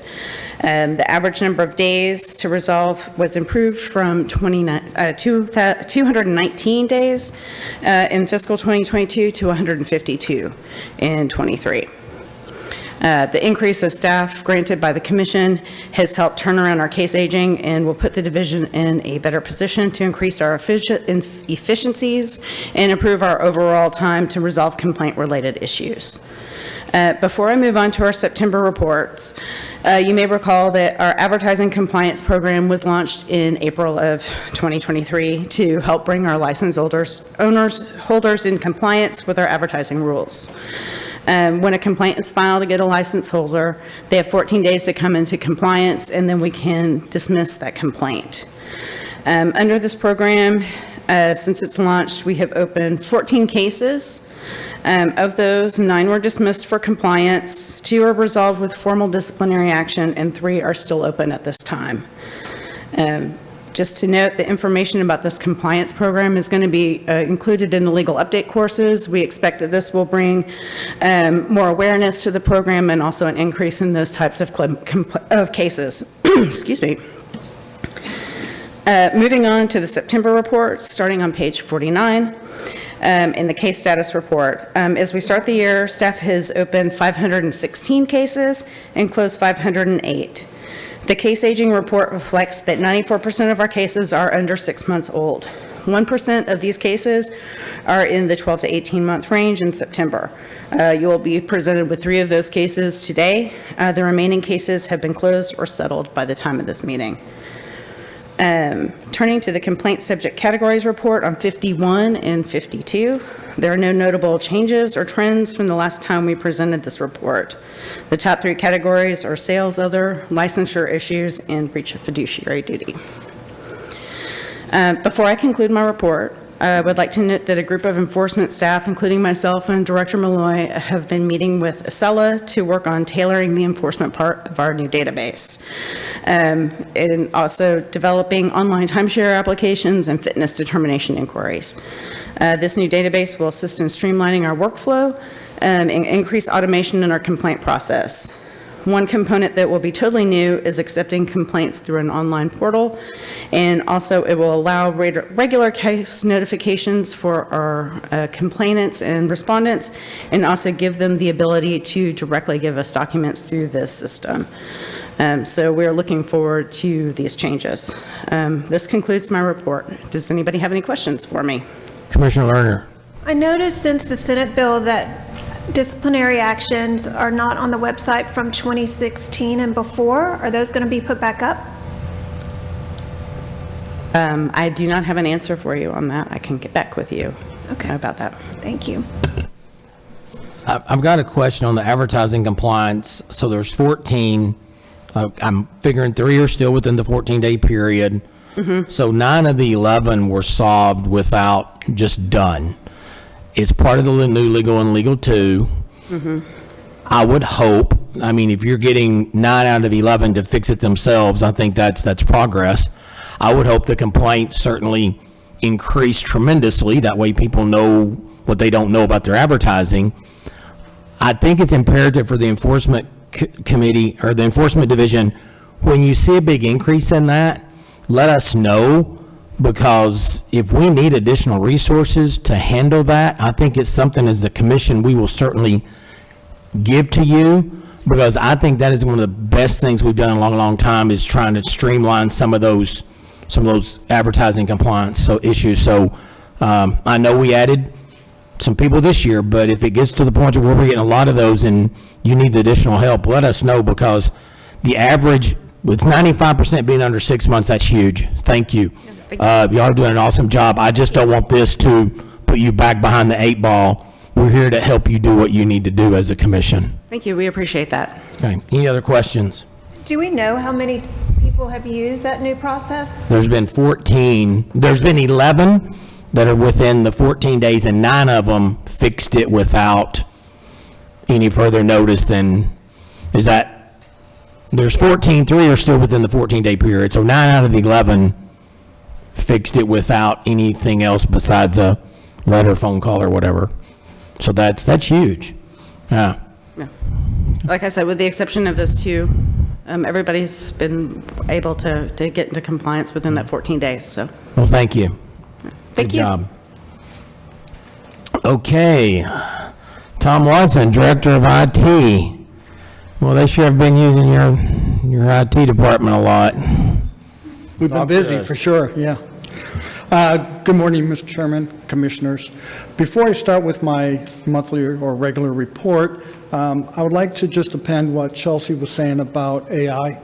And I do feel that that's a viable tool for the agency, something we can take advantage of. It does require a lot of data to help support reasonable and accurate and forward-looking responses. And I think that as we get into the RAMP project in figuring out how that data is going to be collected and organized, and the data from the website as we retailor the website to match with the licensing system, we'll have a better understanding of how we can properly take advantage of that tool. So if we begin on page 53, I show a 5-year presentation of online activity for renewals and initial applications and utilization rates for those activities or those services. And as you can see over that 5-year period, we are fairly consistent with both the initial applications as well as renewal applications over a long period of time. And they've remained roughly at 82% for initial applications and roughly 98% for renewal applications. So very strong, very consistent performance from that particular service. On page 54 and 55, I have provided that really just as a reference for you. It is a year-end snapshot of fiscal 23. Kind of breaks down the prior page of the 5-year trend for that one particular year. You've seen many of the numbers throughout the last few meetings, but that's available just for reference if you want some further specific details. And then as we begin fiscal 24, September is found on page 56. We continue to show similar type of results. Where the online transactions, renewal transaction, initial transactions and the renewal transactions are continuing to remain strong for September of this particular fiscal year. And on the following page, on page 57, is a graphic of a longer-term perspective of those particular services. So with that, I'll be happy to answer any questions you might have. Any questions? It was mentioned earlier that RAMP's about a third way through. Yes, sir. On budget. Are you? Budget, it's not quite a third way through, but in terms of Within budget, I'm sorry, within budget. We are within budget, and within activities, we're about a third way through. Are you comfortable with the progress made so far? I am comfortable. As Chelsea said, we have certain activities are a little bit behind where I would like to see them, but at this point, we're not getting an indication that is posing a risk to the delivery projection. Yeah, the expenditures are a little bit behind on the budget with, as far as timing, not, I guess what Chelsea was saying, that we aren't anticipating any budget overruns. That's correct. Okay, very good. All right, any other questions? All right, thank you very much. Thank you. Speaking of budget, Renata Williams, Chief Financial Officer.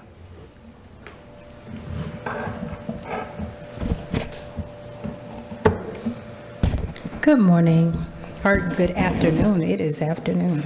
Okay. Good afternoon, Chair Kestner and Commissioners. Renata Williams, Chief Financial Officer. I'll be presenting the fiscal year 2023 financial closeout report and the September 2023 monthly report.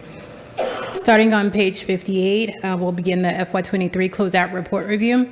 The review is structured to give you an update of quarter 4 for FY23, as well as a complete look back for 23 revenue and expenditures. On page 59 is the quarterly revenue analysis. We projected to collect $3.5 million, but actually collected $3.7 for the quarter. Overall, actual revenue collection was $14.5 million, which was $174,000 more than what we actually projected. On page 60, it breaks down the difference and variance of each revenue fee category, so you can see how we performed in each. Licensing fees make up 92% of our revenue, with education and exam fees both contributing 3%, and our revenue from miscellaneous fees are 2% of our overall revenue. On page 61 is the quarterly expenditure analysis. We projected to spend $5.2 million in quarter 4, but we only had expenditures of $4.8 million. Overall for the year, we budgeted expenditures at $20 million, but actual expenditures were $16.5 million. Page 62 breaks down the difference and variance of each expenditure category, so you can see how we performed in each. The categories that have affected our expenditures the most was professional fees and services. This is because we initially budgeted to have expenditures related to ramp and professional fees and services, but the contract is really a capital expenditure, so we had to reclassify that, and we see those expenditures reflected in the capital expenditure line at the bottom. On page 63 is an overview of the ramp-related expenditures. This captures all expenditures for the project and not just expenditures recognized in FY23. The total project budget is $5.7 million.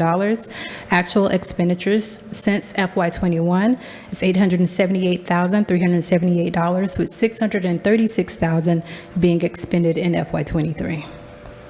We are projected to continue to recognize expenditures through FY28.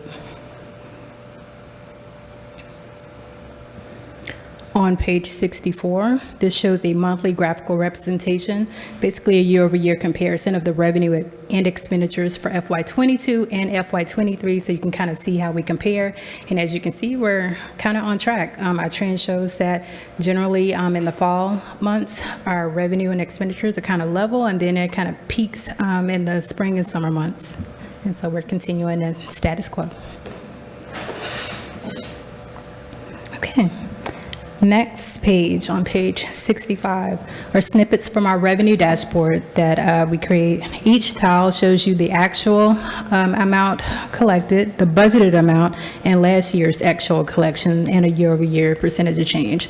So you can look at each tile to see, based off of a particular license fee or education fees, miscellaneous fees, exam fees, what the budgeted amount we projected we were going to collect, what we actually collected, and what we collected the year prior, and if we saw an increase or a decrease with that year-over-year percentage of change. On page 66, you'll find the same information except for the expenditure categories. I know it's a lot of information, but in an effort to maintain transparency and consistency, I provided you the same information that I just provided for revenue for our various expenditure categories. Again, each tile will show you what our actual expenditures were for a particular category, how much we budgeted for that particular category, and the previous year's expenditures in that category, and a year-over-year percentage of change.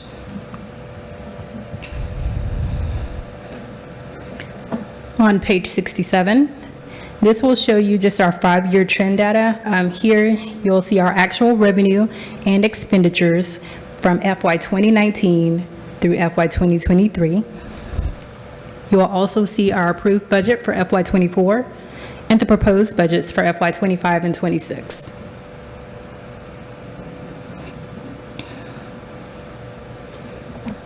And lastly, we go into our fiscal year-end holdings reports, which is basically our ending balance in each of our portfolios, which is comprised of cash, U.S. Treasury notes. In account 3055, which is our TREC operating account, our ending balance was $21.3 million. We had 9.7 in operating reserves, which left $11.5 million for operations. On page 69, in account 3058, which is our real estate recovery account, we had 3.8 as our ending balance, $463,000 reserved for potential payments due within the next 90 days, which left $3.3 million as the ending balance. On page 70, it shows the payment history of the Real Estate Recovery Fund, and here you'll see data such as the amount of claim payments, the number of repayments received, the amounts, admin penalties received, and the number of claims paid per year. And then on page 79 is account 3059. That's our real estate inspection recovery fund. Our ending balance was $628,000. There are no potential payments due within the next 90 days. And there's also a chart to the right that shows the payment history. And as you can see, our last payment out of this fund was in fiscal year 2017. Okay. So now moving on to our FY24 quarter one September monthly reports. They begin on page 73. This data is through September the 30th, and we've collected a little over $1 million, which is 7.25% of our targeted revenue collection, and that means that we're slightly below our target, which is 8.3% for 1 month. On page 74 is the quarterly expense analysis. Again, this is data through September 30th, and we had expenditures of $1.2 million, which is 6.1% of our projected expenditure target. Again, we're slightly below the target of 8.3% of budgeted expenditures for the month. On page 75 is an operating activity comparison for the month of September. In regard to our revenue, looking at last year, FY23, and this year, FY24, our revenue collection was lower this year as compared to FY23's revenue collection. We collected $123,000 less than what we did in September for FY23. Conversely, we also spent more this September than we did last year in the month of September. And that has a lot to do with the RAMP project, because last year in FY23, in the month of September, we didn't have expenditures related to the deliverables for that contract. This year we do. Okay. All right, moving on to our holdings reports. The TREC operating account 3055, we had one U.S. Treasury note that matured and the funds were reinvested. The total portfolio balance was approximately $20 million. We have $8.9 million set aside for operational reserves, and it leaves us an ending balance of $11.1 million for operations. On page 77, the real estate recovery account 3058. It too had one U.S. Treasury note that matured. Those funds were reinvested. The total portfolio balance is $3.7 million. We had $239,000 reserved for potential payments, which are due within the next 90 days, and that leaves us $3.4 million as the remaining balance. And this fund is fully capable of meeting all known obligations. And lastly, we have the real estate inspection recovery account 3059. It has an ending balance of $630,999.35, and there are no pending payments. And due to the statutory language change, I just wanted to make sure that we're all aware that we will be transferring $200,000 from that account on December 31st to be credited to our annual general revenue payment due to the Comptroller's Office. The remaining funding will stay in place in accordance with the language. This concludes my report. Are there any questions? In addition to or in lieu of? In lieu of. Okay, so it's included in the 700,000? Yes, sir. So that's why when we see the statutory reserve, it's only for $527,000 instead of $727,000 that TREC pays and TLCB pays the $22,500. Thank you. Yes, sir. Any other questions? What does the Commissioner's investment policy state as far as illiquid assets that we can invest in? So we keep our investments in repurchase agreements, overnight repurchase agreements. We need to make sure that we have something that has a high liquidity, and so that we can access those funds in the need if we need to. And then the U.S. Treasury notes are staggered, so that's also one of the reasons in how we're able to stay liquid. So we have a U.S. Treasury note maturing every 3 months, the way that we have them. So our high yield and high liquidity are. And are we doing the investment analysis ourselves, or do we have a third party that weighs in? No, sir. All of our investments are performed by the Texas Treasury Safekeeping Company, and they're the ones who do that analysis for us. Thank you. Yes, sir. Thank you. Thank you. Any other questions? Thank you. All right. Next up, Government and Strategic Communications Director, Summer Mandel. Welcome. Thank you. Good afternoon. All right, Chair Kesner and Commissioners, I'm Summer Mandel, Government and Strategic Communications Director, and it's my pleasure to present to you the Communications Department update, and we're going to go over some highlights from the department from the last quarter, and then also some of the projects that we've been working on for the past year. So first, we will take a look at the, actually, I want to share with you our department's mission. So we're committed to creating clear, useful, trustworthy, and transparent information for our license holders, prospective license holders, and the public in general. And so we're here to help our colleagues with every communications project or challenge that they may have. And so sometimes our work is really obvious, like what we see up here, but sometimes it's behind the scenes. And so while you'll see our bylines on articles or maybe hear Sierra's voice in our videos, we're also maybe doing a PowerPoint or reviewing form letters just to make sure we're consistent and clear in what we're working on. So what you'll see in the packet reflects that measurable results of our work and some highlights. We've got our top performing social media post, which is about the new obligation to respond timely rule.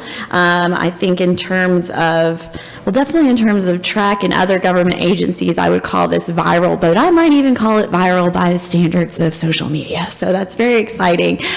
We got a lot of impressions for that post, a lot of shares and conversation, so much so that you'll see Facebook is recommending our page to follow. That doesn't just happen to every page. That's a direct result of the performance of this post and the reach. So that only helps us get more followers to our page. And communications specialist Sierra Pizarro also used a tool in Meta, Facebook, to invite people to come and follow us. So that was a great action, which garnered us more than 700 new followers just 2 weeks after it was posted, because this post did reach a lot of people who hadn't been following us just because of the interest in this particular rule and how that plays out. So we'll continue to look at ways that we can reach and expand our social media footprint and get folks engaged. You'll also see some of the recent data on e-newsletters and click-through rates. So in my November 2022 report, we were at a 50% open rate for TREC Advisor, and now we're consistently, well, more than 60%. And then there was a 3% click-through rate for TREC Advisor in November 22. So we are doing well. We've got 4 there, but I think 10% in 13 is great. So we just continue that mission to provide timely and relevant information to folks, and I think that it's working. So one charge that the Communications Department received from the Commission is to explore more media delivery methods, particularly video. And so Sierra has taken this very seriously, and she's created several videos. Some you've seen on social media, some you'll see in the revised legal update 1 and 2 course, one you'll see later today actually. And each video topic is really important and reaches essential audiences. But I also want to mention one that a series that she did with staff. And so Executive Director Buckholz, she mentioned the State Employee Charitable Giving Campaign. And so Sierra met with some of our staff members and recorded them explaining why they give to certain charities. And it's just a really nice way to highlight staff, particularly when some of us are spread out outside of Austin. There's more than 150 of us. And so just getting that human connection to each other, I think is really nice. So videos are just one tool we use to create the polished professional products to position our agency as one that people can trust, and also just a little bit modern, I would say. I mentioned earlier we do those behind-the-scenes projects, so an example of that is prepping staff for speaking engagements. So recently I worked with General Counsel Burgess for her presentation to the San Antonio Board of Realtors. I mentioned form letters. We worked with Director Sample on updating the inactive status form letters to make sure it reflects the new rules and just with clear practices and what people should do and expect. For legal update 1 and 2, we created those videos. You can see some screenshots there. And then, as Director Wheeler mentioned, we proofread the course book and also did the design of it. So for both legal update 1 and 2. So finally, we're frequently contacted by members of the media for information about the commission and the work that we do, and often we're providing background information, just really clarifying what the role of the commission is as a regulatory agency, and also just some industry details, because we often find that sometimes they conflate certain things, like all license holders are realtors, while many of them are, not all of them are. And I think it's important that the media and the public knows exactly what we do. And so we're not only doing that, but we're also building relationships with the media so that when we have important stories and information to get in front of the public beyond what we have access to, we can turn to those folks and let them know. And I think an example of that is going to be this ongoing fraud that we're seeing with land and then rental fraud scams. So Sierra and I have been discussing some points and who we might want to reach out to directly, just to see if we can get some placement in the news there. So as you can see here in the report, it's a variety of media outlets that contact us, and there are some that are, big metropolitan newspapers, some are TV news channels, some are local online media, and then sometimes there are reporters who are doing syndicated content, so that might be like Associated Press, Wire, stuff that would go beyond just Texas and perhaps nationally. So looking forward to 2024, Sierra and I are just remain really excited about the future of our department, and I'm really proud of the work that's come out and how we've grown, and also that we've really become close partners with staff to get their messages out. And so I'm just going to mention I'm a big fan of the Georgia Bulldogs football team, and recently, before they got their 22nd or 23rd win in a row, their coach, Kirby Smart, gave them a pep talk, and it was he wants them to remember mission, team, then me, in that order: mission, team, me. And I wish I had his charisma, but it really pumped me up, and I think it's a really good example of what Sierra and I are doing within our department, but what I see among our other staff members, that we're always thinking about the mission of the organization, how we can support the team to achieve that, and then me at the end. So I will leave you with that, and if you have any questions, I'll be happy to answer those. Any questions? Okay, thank you very much. All right, thanks. Okay, we will move to agenda item 14. I don't have anybody that has signed up for public comments. Okay, we will go to agenda item 15, the contested cases. And I need my notes. Okay, I will need a timer, if you would be my official timer. Yes, sir. Okay, I will announce the case, agenda item 15A, in consideration and possible action regarding proposal for decision in the matter of SOA docket number 329-2308286, REC TREC versus Joseph Crokin. Is there anyone here to speak on behalf of the respondent?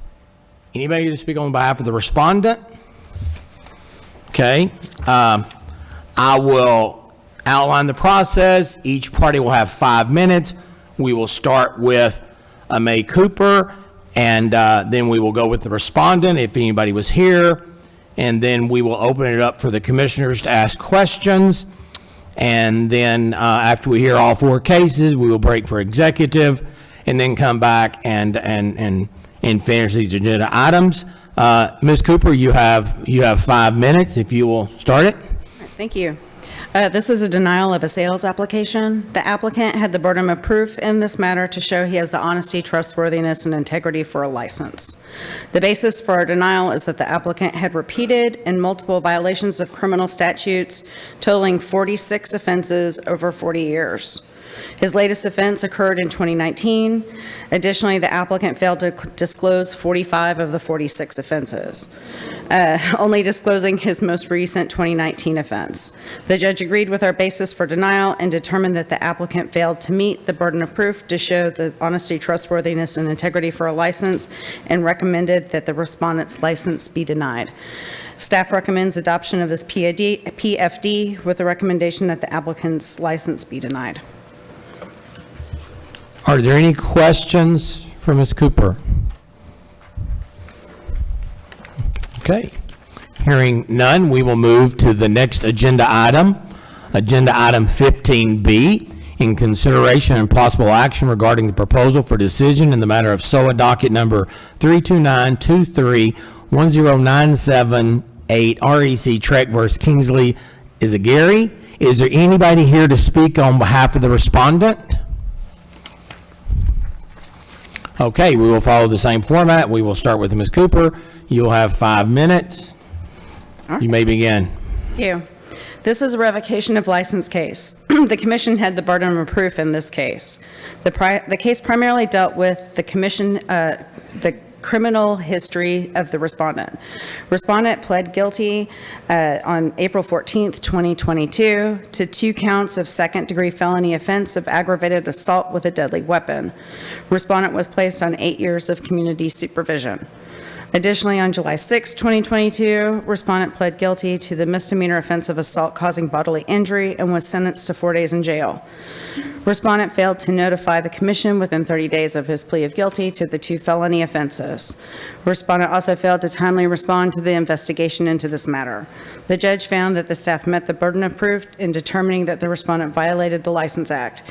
The judge, seeing that the staff met burden of proof, recommended that the respondent's license be revoked and that an administrative penalty of $3,000 be assessed.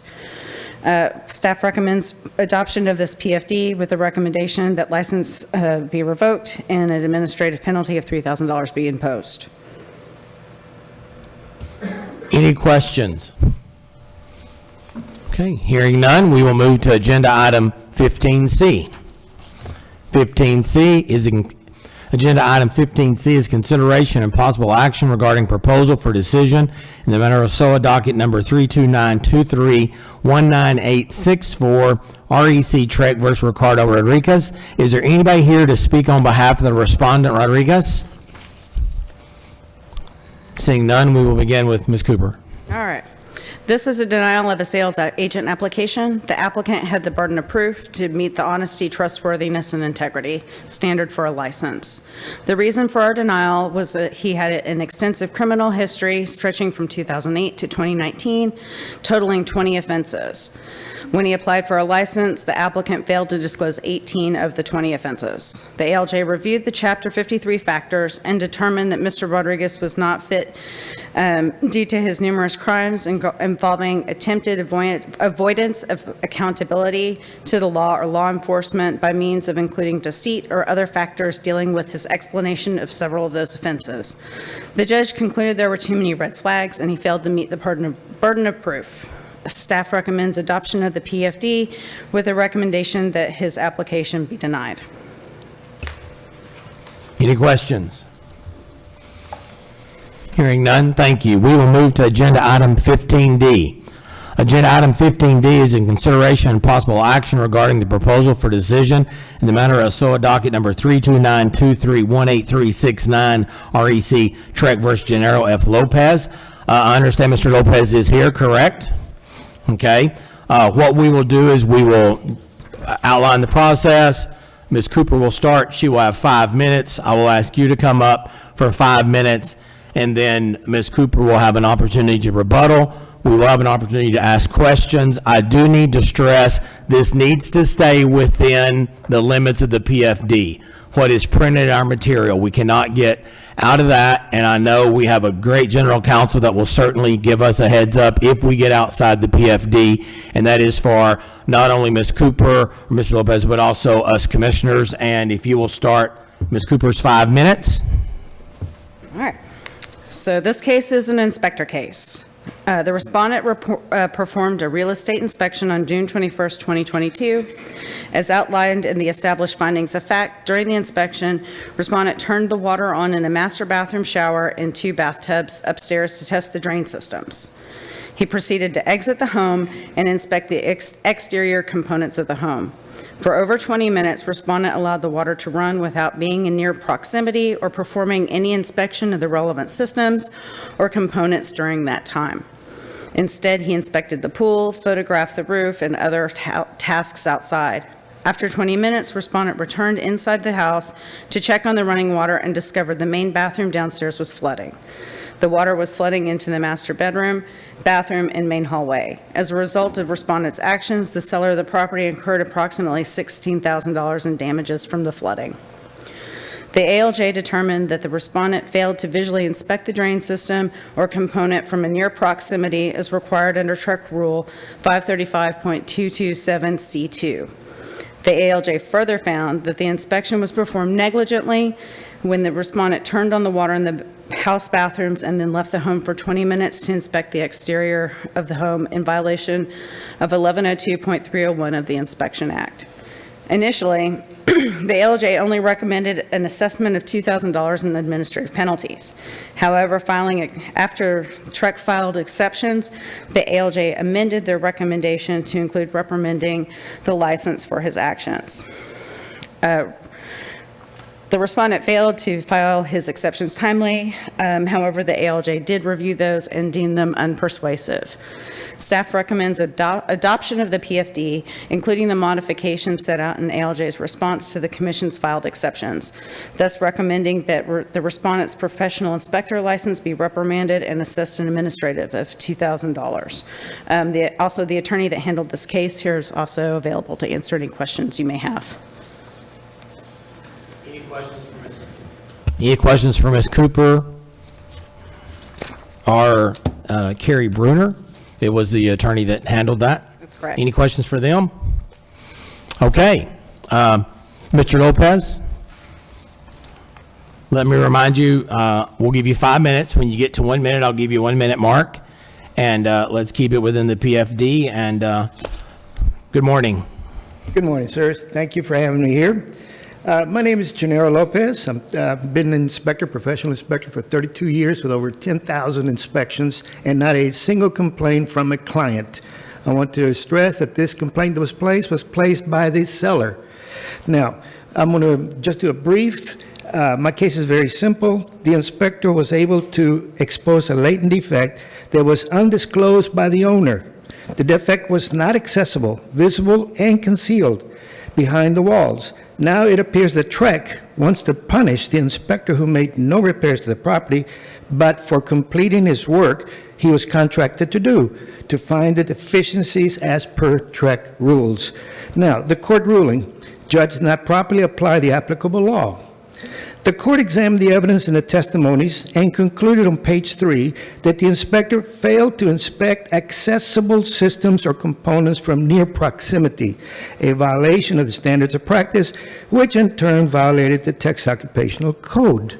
Now, a very important key in this matter is accessible systems or components. Dislodged pipes behind the walls are not accessible. Thus, near proximity does not apply in any form since the defect was not visible, and being in the same room would not have eliminated the water flowing out of the walls on the first floor hallway. TRC has no rules of what a near proximity is. TREC has no rule of how long to leave the water running. Thus, if there is no TREC rule violation, there is no violation of Texas Occupational Code as well. The court's decision of fault was mostly based on an opinion by an expert witness, an opinion that can differ from inspector to inspector, but a rule cannot. Second-guessing an inspector based on the opinion is very dangerous precedent that can put TREC in a liability position on a future subrogation cases. It can be argued that TREC failed to include a set time frame in their rules, thus making them liable as well. Now, finding of fact, technical error. The original finding of fact was misleading and based on hearsay at the investigation level, and that should have been ended the process. But the charges proceeded in a system which is in violation of the TREC integrity clause that binds those who are licensed and work, and those that work for TREC as well. The court failed to mention the importance of the seller's disclosure in their decision as a key factor of evidence, and only mention it as a footnote on page 10, footnote number 50. The court failed to place the importance that the home had experienced recent repairs as per the seller's disclosure on the second floor drain system, which is the one that failed. The court failed to mention the various conflicts of the owner's testimony as compared to the seller's disclosure statements, thus making her testimony not reliable when she stated on the seller's disclosure that the repairs on the second floor drain system had been done 5 years ago. Page 10, footnote 50. The court failed to note that the investigation was performed by an unqualified person who was not trained or familiar with some of the charges stated in this report. Not even an inspection license the person had. The court failed to note that the inspector had filed a motion to dismiss due to an incomplete investigation and was denied. The court failed to note that the investigation was incomplete, that no third party involved was interviewed, no review of humidity testing documents, plumber's report was on the wrong system, that should not have been Excuse me, Mr. admitted. Lopez, we're going to need you to just stay within the record. Yes, ma'am. That is in the record, but anyway, go ahead. Okay, at the hearing, I was able to prove that the investigator was, yes, sir. Pardon me? Oh, I'm sorry. The owner was trying to evade subrogation by blaming the inspector, that the owner was not truthful, that the shower was staged by the owner by time photos. And again, we're going to need you to stay within the record, so what's within that PFD. Got it. Thank By you. having TREC lawyers present the name of the commissioners, false and misleading information to a court of law is a violation of TREC integrity rule, as again, well we're as gonna the need you to Texas stay Bar within the Association. And for the lawyers, the initial finding of fact that the court hearing was misleading and deceptive with malice, since TREC knew that the plumber's report was addressed to plumbing fixtures and pressure and not the drain system, yet introduced it as credible evidence, and TREC was aware that the near proximity was only for accessible systems, not a concealed defect. So again, Okay, I'm going to that have is- to ask you to stay within the record and just advise the commission. That is the timeframe. Right, and we're Okay. going to, you can contemplate what's in the record. Okay. I will open it up for questions from the commissioners. Do you want to? I've got, Do you want to? oh, go ahead, Commissioner Pena.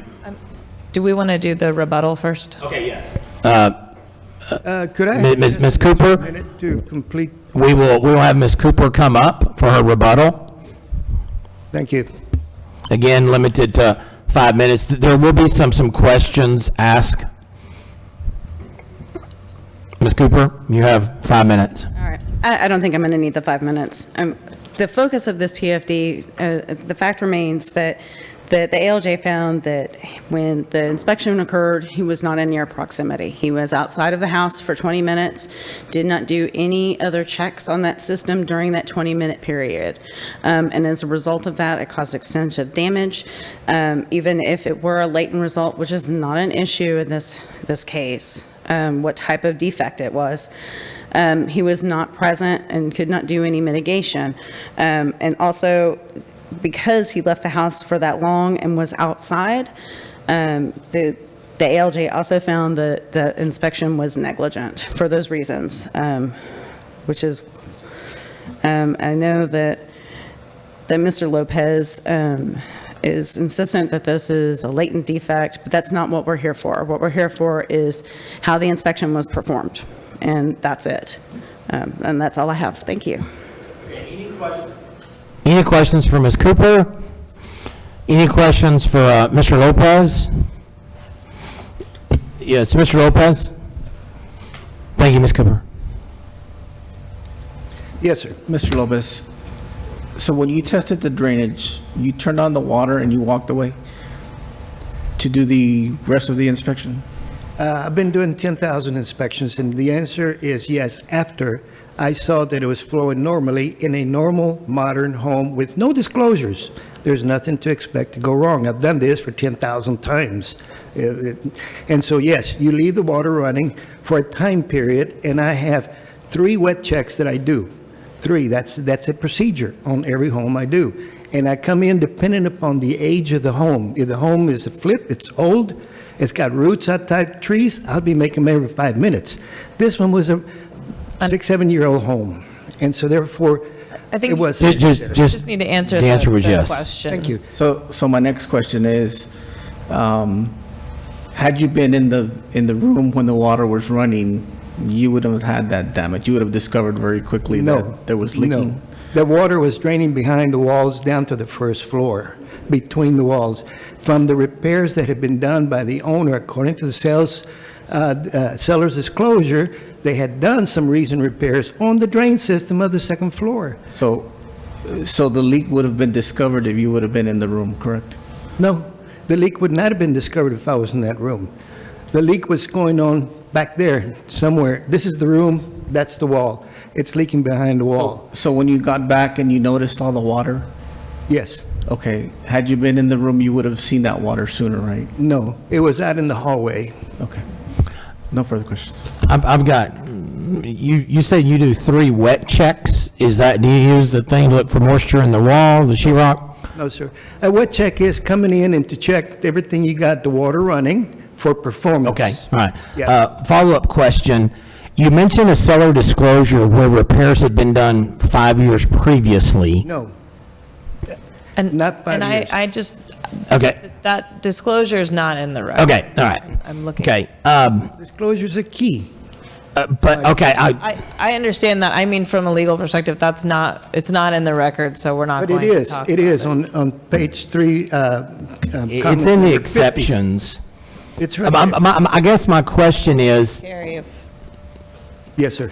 I don't know. Vanessa, I guess my question is, he referred to the latent defect, and if it was in the seller disclosure, it was known, so it cannot be a latent defect.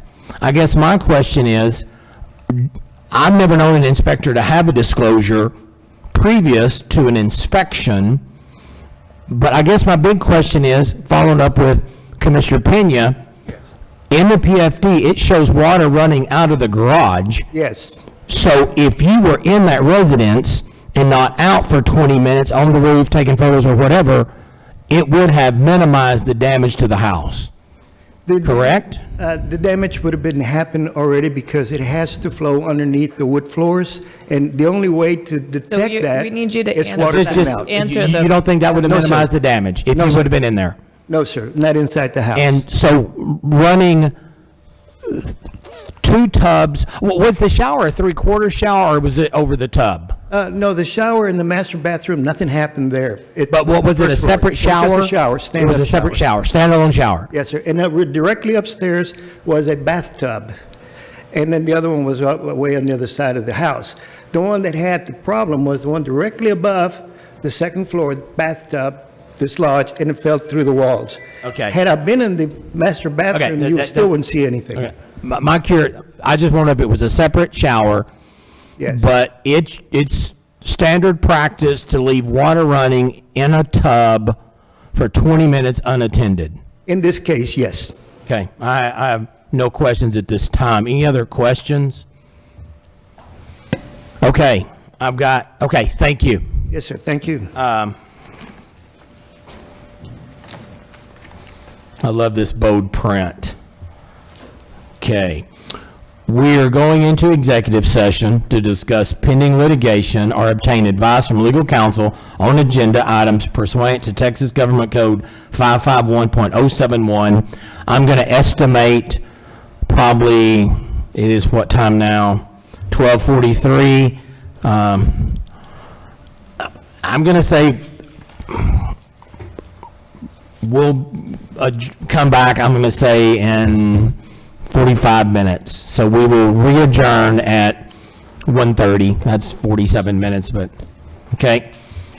Adjourned at 12:43 Texas time. We will go ahead and call the meeting back in session at 1:30 p.m.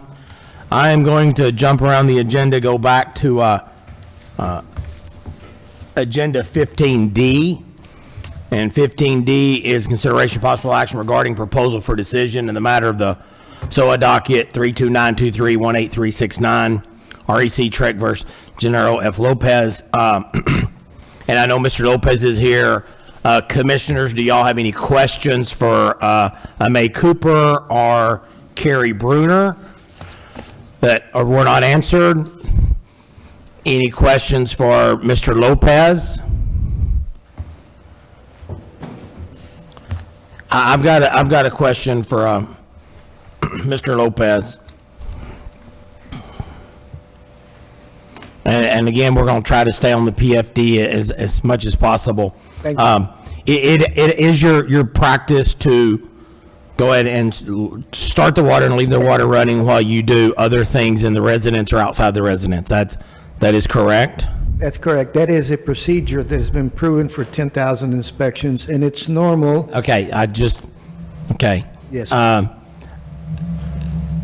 a homeowner and a licensee, I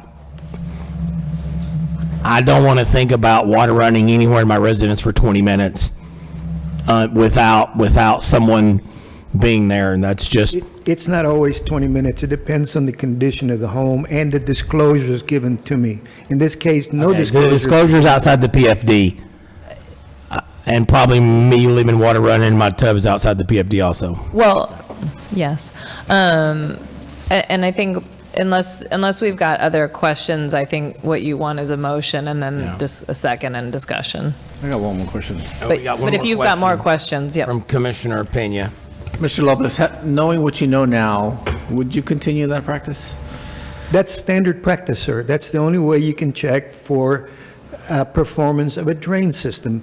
Many times the roots So outside, you would still continue to turn on the water and walk away? The same. You have to do it that way to assure your customer that the drain system is flowing properly. I have found many problems that way over the years. Many. Mr. Lopez, Okay, you're not answering my question. Would you walk away still? I understand you have to do that test, but would you walk away? Well, if somebody had told me he had problems, I wouldn't have turned on the water, but it was not disclosed. How about ever? Pardon me? How about ever? Well, that's standard procedure. You walk away when you turn on the dishwasher. You walk away when you turn on the air conditioner. The walk away doesn't even apply here because you got to walk away from systems and let them run. Thank you. All right. Any other questions? Okay. The chairman would certainly entertain a motion concerning agenda 15D. I move to adopt the PFD as later amended by the administrative law judge in response to petitioner's exceptions to the proposal for decision dated October 11th, 2023. Second the motion, Mr. Chairman. We have a motion to adopt the ALJ's PFD as written. We have a second. Discussion.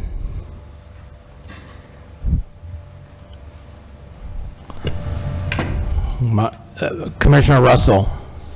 I share your concern.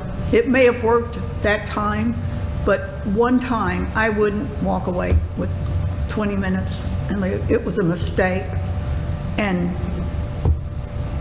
it was a mistake. Commissioner Woodruff. Yeah, I would just say I don't think walking away for 20 minutes meets the close proximity rule or process, SOP, as I understand it. So that's a concern to me. Any other discussion? My only concern is I think there's negligence here. I like the suspended license. I still think the license should be suspended, fully prorated. I know that's not the motion. I'm just giving you my opinion. But I do appreciate there's a reprimand. And I think when we talk about the suspension, he's been doing this for 30 years. There's nothing in his, there's no previous, violations or infractions. So even though I think it's negligent and I don't think you should walk away leaving it for 20 minutes, I'll support, I'll speak in favor of the motion. Anybody else? I speak in favor of the motion. All right. All in favor to adopt the PFD as written, as later amended, What Leslie said. vote yay. In response to the petitioner's exceptions. All in favor of everything Vanessa said. Commissioner Lerner said. All in favor. Aye. Any opposed? Any abstaining? Motion carries. Okay. We will go back to agenda item 15A. Consideration of possible action regarding proposal for decision matter SOA docket number 32923082886, REC TREC versus Joseph Crockton. Chair would certainly entertain a motion. I move to accept or to adopt the PFD as written. Second. We have a motion and a second. Any discussion on this PFD? Hearing none, all in favor? Aye. Any opposed? Any abstaining? Motion carries. Agenda item 15B, consideration possible action regarding the decision in the matter of SOA docket number 32923-10978 REC TREC versus Kingsley Izagiri. Chair would entertain a motion. I move to adopt the PFD as written. Second. We have a motion by Commissioner Lerner, second by Commissioner Woodruff. Any discussion? Aye. Hearing none, all in favor? Aye. Any opposed? Motion carries. Agenda item 15C, in consideration possible action regarding proposal for decision on matter of SOA docket number 32923-19864, REC TREC versus Ricardo Rodriguez. The chair would entertain a motion. I move to adopt the PFD as written. Second. Motion made by Commissioner Lerner, second by Commissioner Brown. Any discussion? Hearing none, all in favor? Any opposed? Anybody abstaining? Motion carries. Thank you for your time and your efforts. We will now move to agenda item number 16. And I don't know who's supposed to be here. Hopefully they'll be coming up. Okay. I'm sorry, agenda item 17. Adopted the consumer information, and this is Deputy General Counsel Abby Lee. Good afternoon. Abby Lee, Deputy General Counsel for the record. Agenda item 17 is discussion and possible action to adopt amendments to 22 TAC 531.18 consumer information. The amendments reflect statutory changes found in House Bill 1363, which eliminated the Real Estate Inspection Recovery Fund. As a result, references to that fund are removed from the Consumer Protection Notice, and the version number in the rule is updated. This change was adopted on an emergency basis, if you recall, at the August Commission meeting with an effective date of September 1st, 2023. So this action is just part of that concurrent rulemaking to make that adoption permanent. No comments were received, and the staff recommendation is to authorize staff on behalf of the Commission to submit for adoption amendments to 22 TAC 531.18 and the form adopted by reference as published to the Texas Register, along with any technical or non-substantive changes required for adoption. I moved that the commission approve staff's recommendation. Second. Motion made by Commissioner Lerner, second by Commissioner Pena. Any further discussion? All in favor? Any opposed? Any abstaining? Motion carries. Agenda item number 18. Carry on. Agenda item 18 is discussion and possible action to adopt amendments to 22 TAC Chapter 535 as follows. 535.4 license required, 535.5 license not required, 535.35 the new rule registration of certain business entities, and 535.147 splitting fee with an unlicensed person. These amendments implement statutory changes set forth in Senate Bill 1577, which becomes effective January 1st, 2024.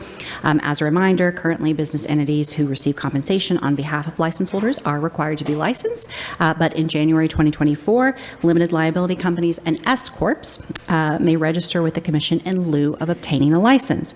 In order to be eligible, these entities must perform no acts of a broker other than receiving said compensation on behalf of a license holder, and be at least 51% owned by the license holder on whose behalf the business entity receives compensation. The rule changes to 535.4, 5, and 147 reflect this statutory change. New Rule 535.35 outlines the requirements these business entities must follow to register. The rule also provides a term for registration as well as an obligation to certify continuing compliance. Additionally, the changes set forth the fee obligations as authorized, and finally, the rule sets out the notice obligations in the event circumstances change. No comments were received on 535.5, 35, or 147 as published. However, 6 comments were received on 535.4. 5 comments were in support of the change. One commenter expressed concern that the amendment was simultaneously not necessary and was also concerned that by not requiring a license, unlicensed individuals would reduce the integrity of the industry. General Counsel reviewed this comment and noted the proposed changes are in line with statute and do not authorize unlicensed brokerage activity. Therefore, because the change in the rule is required to reflect the statutory changes made by the legislature, staff recommends no changes to the amendments as published.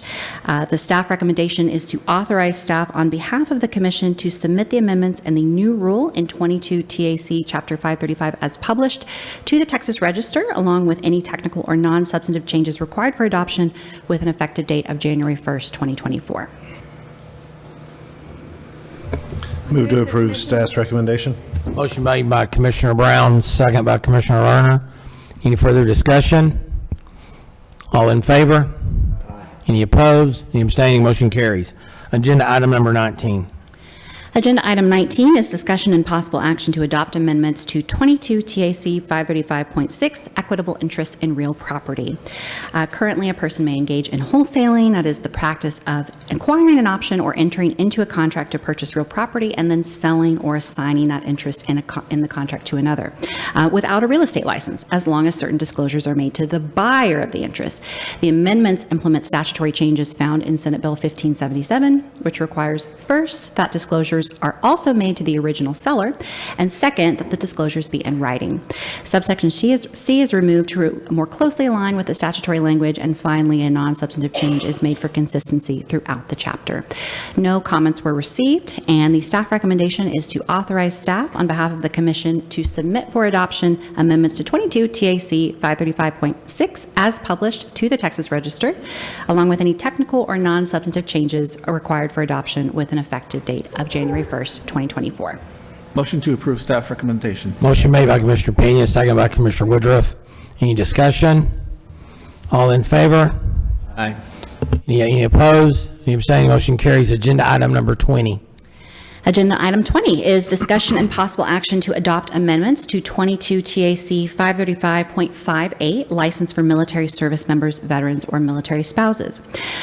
The amendments in part implement statutory changes made by Senate Bill 422, which first expands out-of-state occupational license recognition to military service members as long as certain criteria are met, and also modifies the time period within which verification of good standing occurs, as well as issuance of a license after certain conditions are satisfied, from as soon as practical to no later than 30 days. And that was the change that was adopted on an emergency basis at the August meeting with an effective date of September 1st. The bill also addresses the term of the license in situations of divorce or other events impacting the military spouse's status, and the amendments reflect these statutory changes.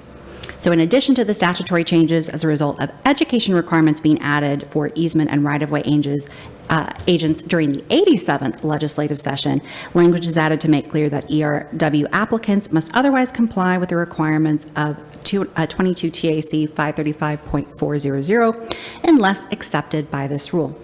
Additionally, language is struck from the rule to better reflect the statutory framework under Chapter 55 of the Occupations Code. And then finally, a statement of purpose is added to the rule to make clear that this rule addresses the requirements provided under state law, Chapter 55 of the Occupations Code, and not federal law.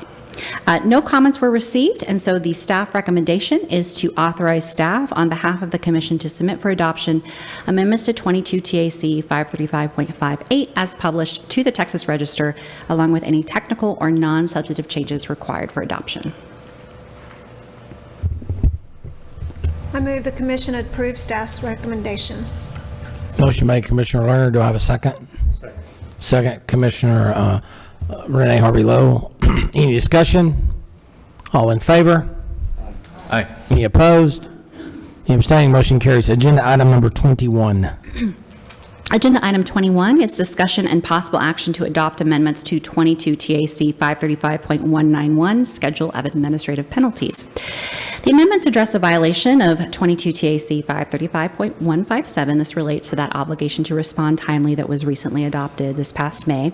Under the changes, a violation of 535.157 could result in an administrative penalty of $100 to $1,500 per violation per day.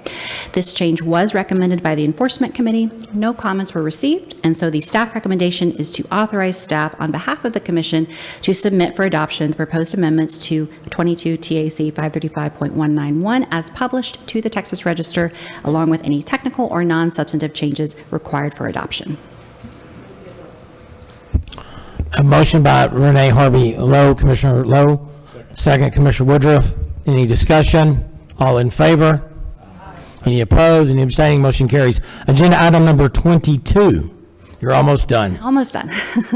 Agenda item 22 is discussion and possible action to adopt amendments to 22 TAC Chapter 535, Subchapter R as follows: 535.210 fees and 535.219 Schedule of Administrative Penalties. These amendments reflect statutory changes enacted by the 88th in House Bill 1363, which eliminated the Real Estate Inspection Recovery Fund. Specifically, the changes in 535.210 reflected the fact that for applications submitted as of September 1st, 2023, that $10 fee is no longer required. The changes to 535.219 replace a repealed statutory section with a related rule, 22 TAC 535.220G, which, although related, it's authorized by another statutory provision. Again, these changes were adopted on an emergency basis at the August meeting with an effective date of September 1st, 2023, so this is just that formalization. No comments were received, and the staff recommendation is to authorize staff on behalf of the Commission to submit for adoption the amendments to 22 TAC Chapter R as published to the Texas Register, along with any technical or non-substantive changes required for adoption. I move the Commission approve staff's recommendation. Motion made by Commissioner Lerner. Second, Commissioner Russell. Any discussion? All in favor? Any opposed? Any abstaining? Motion carries. Agenda item number 23. Agenda item 23 is discussion and possible action to adopt amendments to 22 TAC 537.62, Standard Contract Form TREC number OPH, Seller's Disclosure Notice. The Seller's Disclosure Notice was updated to comply with the requirements of House Bill 697, which added disclosure related to fuel gas piping to the required notice. The change was adopted again on an emergency basis at the August meeting with an effective date of September 1st, 2023.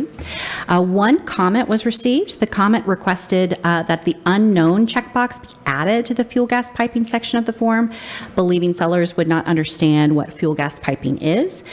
General Counsel reviewed this comment as well and noted that the notice already allows the seller to mark unknown, and additionally, the seller's disclosure notice promulgated by the Commission mirrors Section 5.008 of the Property Code, and so it's the policy of the Commission's Broker Lawyer Committee to not deviate from statute. As a result, no changes are recommended as a result of this comment. The staff recommendation, therefore, is to authorize staff on behalf of the Commission to submit for adoption amendments to 22 TAC 537.62 and the form adopted by reference as published to the Texas Register, along with any technical or non-substantive changes required for adoption. Motion by Commissioner Woodruff, second by Commissioner Brown. Any discussion? All in favor? Any opposed? Any abstaining? Motion carries. Okay, for the ones that are attending for CE, these are all the rules that were proposed in September. It went to the register for public comment. They have now been adopted. We now have one proposed rule that will be proposed out for public comment, and then we will come back in February, look at comments, and either adopt it or not adopt it. And it's unusual only to have one rule proposed, okay? Usually we have several. So you're up on agenda item 23, rules for proposal. Right. Okay. Agenda item 24 is discussion and possible action to propose new 22 TAC 537.66 standard contract form TREC number 59-0 notice to purchaser of special taxing or assessment district. You've already heard a little bit about this morning, but the Texas Broker Lawyer Committee recommended the new rule and the form adopted by reference in Chapter 537 as a result of statutory changes enacted by the 88th in House Bill 2815 and 2816. Both of these bills replace the several different disclosure notices related to tax assessments made by water districts with a single notice and provides the language required for that notice. Water districts are actually required to post their own notice online if required by the tax code to have a website. However, if they don't, if the district does not, this form would allow a seller to complete the proposed form using information obtained from the district. So the staff recommendation is to authorize staff on behalf of the Commission to submit the proposed amendments to 22 TAC 537.66 and the form adopted by reference as presented, along with any technical or non-substantive changes required for proposal to the Texas Register for publication and public comment. Yes. Let's get a motion first and we'll do discussion, please. Motion made by Commissioner Woodruff, second Commissioner Lerner. Discussion, Commissioner Lerner. Quick question, sorry. Should we add the year of that rate on there? Because I know on the current form, they show a year, because sometimes, like say, the rate's still from 2022 as it's posted, but we're in 2023. Yeah, I think we can certainly raise that with the Broker Lawyer Committee. I know that this particular statute actually has what the form is supposed to look like, has the actual language, but I think we can have that discussion with the Broker Lawyer Committee. Gotcha. Great question. That would not be a substantial change, maybe. My question is, as a practicing agent broker, instead of figuring out which MUD disclosure I need or whatever, I've got one form that covers it all. Right. Wow. Okay. I'm not saying I'm in favor of it, but that's pretty cool. Quick question. All right. There's another question. You may not know this. In the past, I've called these districts to get it because I don't like filling out my own, so I always call. Some of them like to charge for that information. Are they allowed to charge any longer? Yes, by statute, they're allowed to charge up to $10.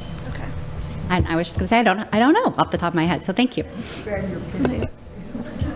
Any other discussion?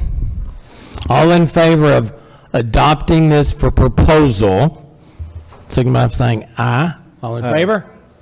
Aye. Any opposed? Any abstaining? Motion carries. Thank you. She did a great job. Give her a hand.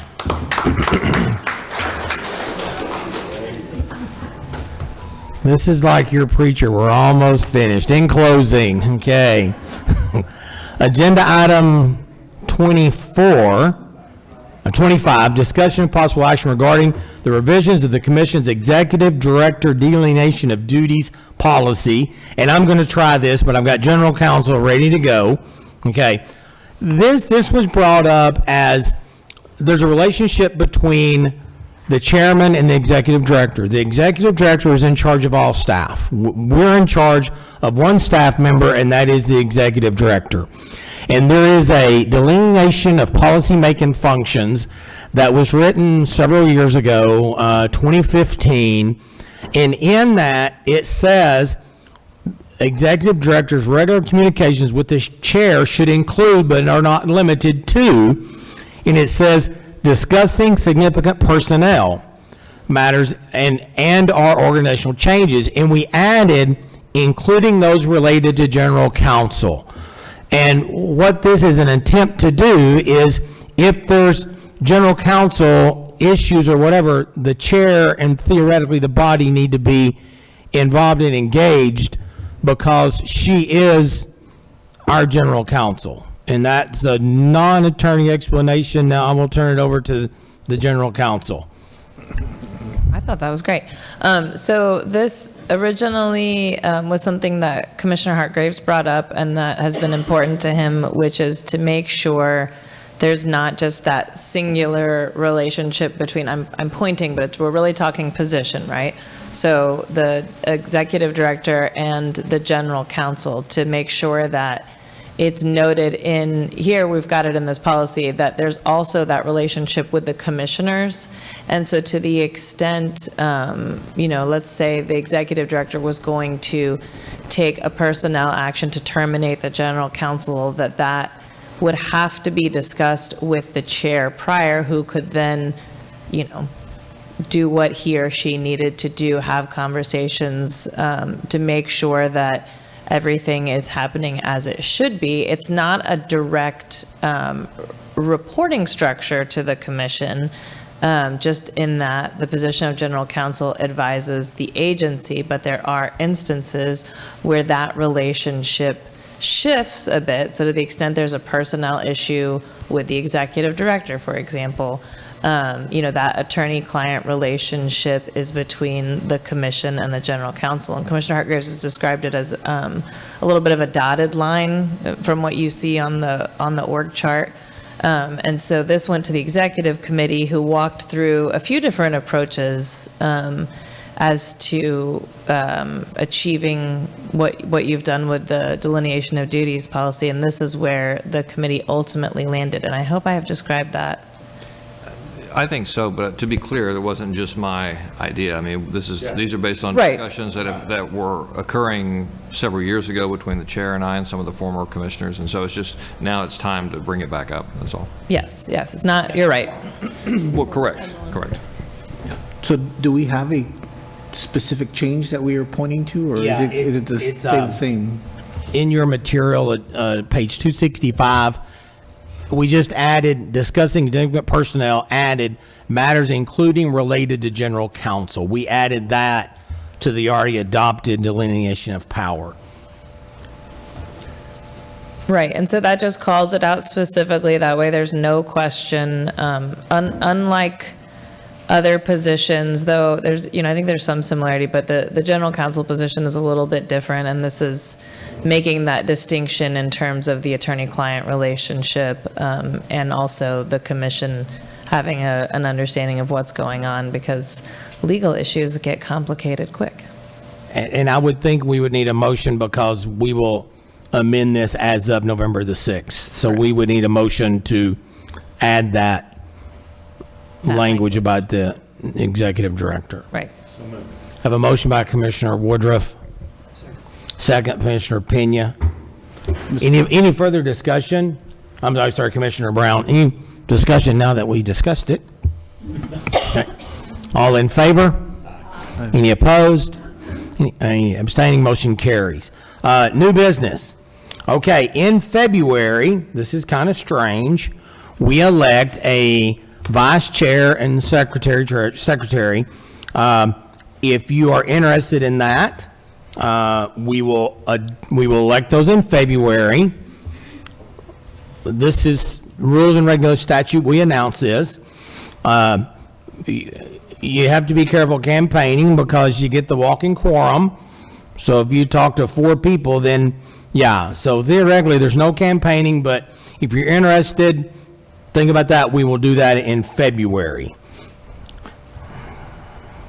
Okay. That's traditionally what's been done. Is it's brought up here. There's room for action to be taken, but usually it's a little bit of the reminder. Elections are happening in February.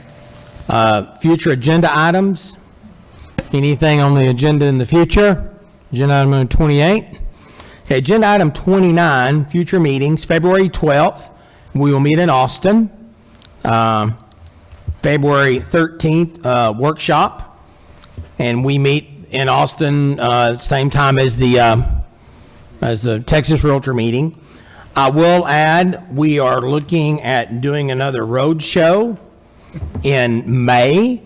Last year we went to Houston. We're looking in the DFW area. details to come later, and we will get those dates set. And then we will have a workshop in the morning at 9 a.m. Is there anything else before I thank the people attending for the CE? Really excited. This is the first time we were able to offer that outside of February, so thank you for attending. Hopefully you picked something up. And the chair would entertain a motion to adjourn. Motion made by a number of people, seconded by a number of people. All in favor? All opposed? Meeting is adjourned at 1:59 p.m.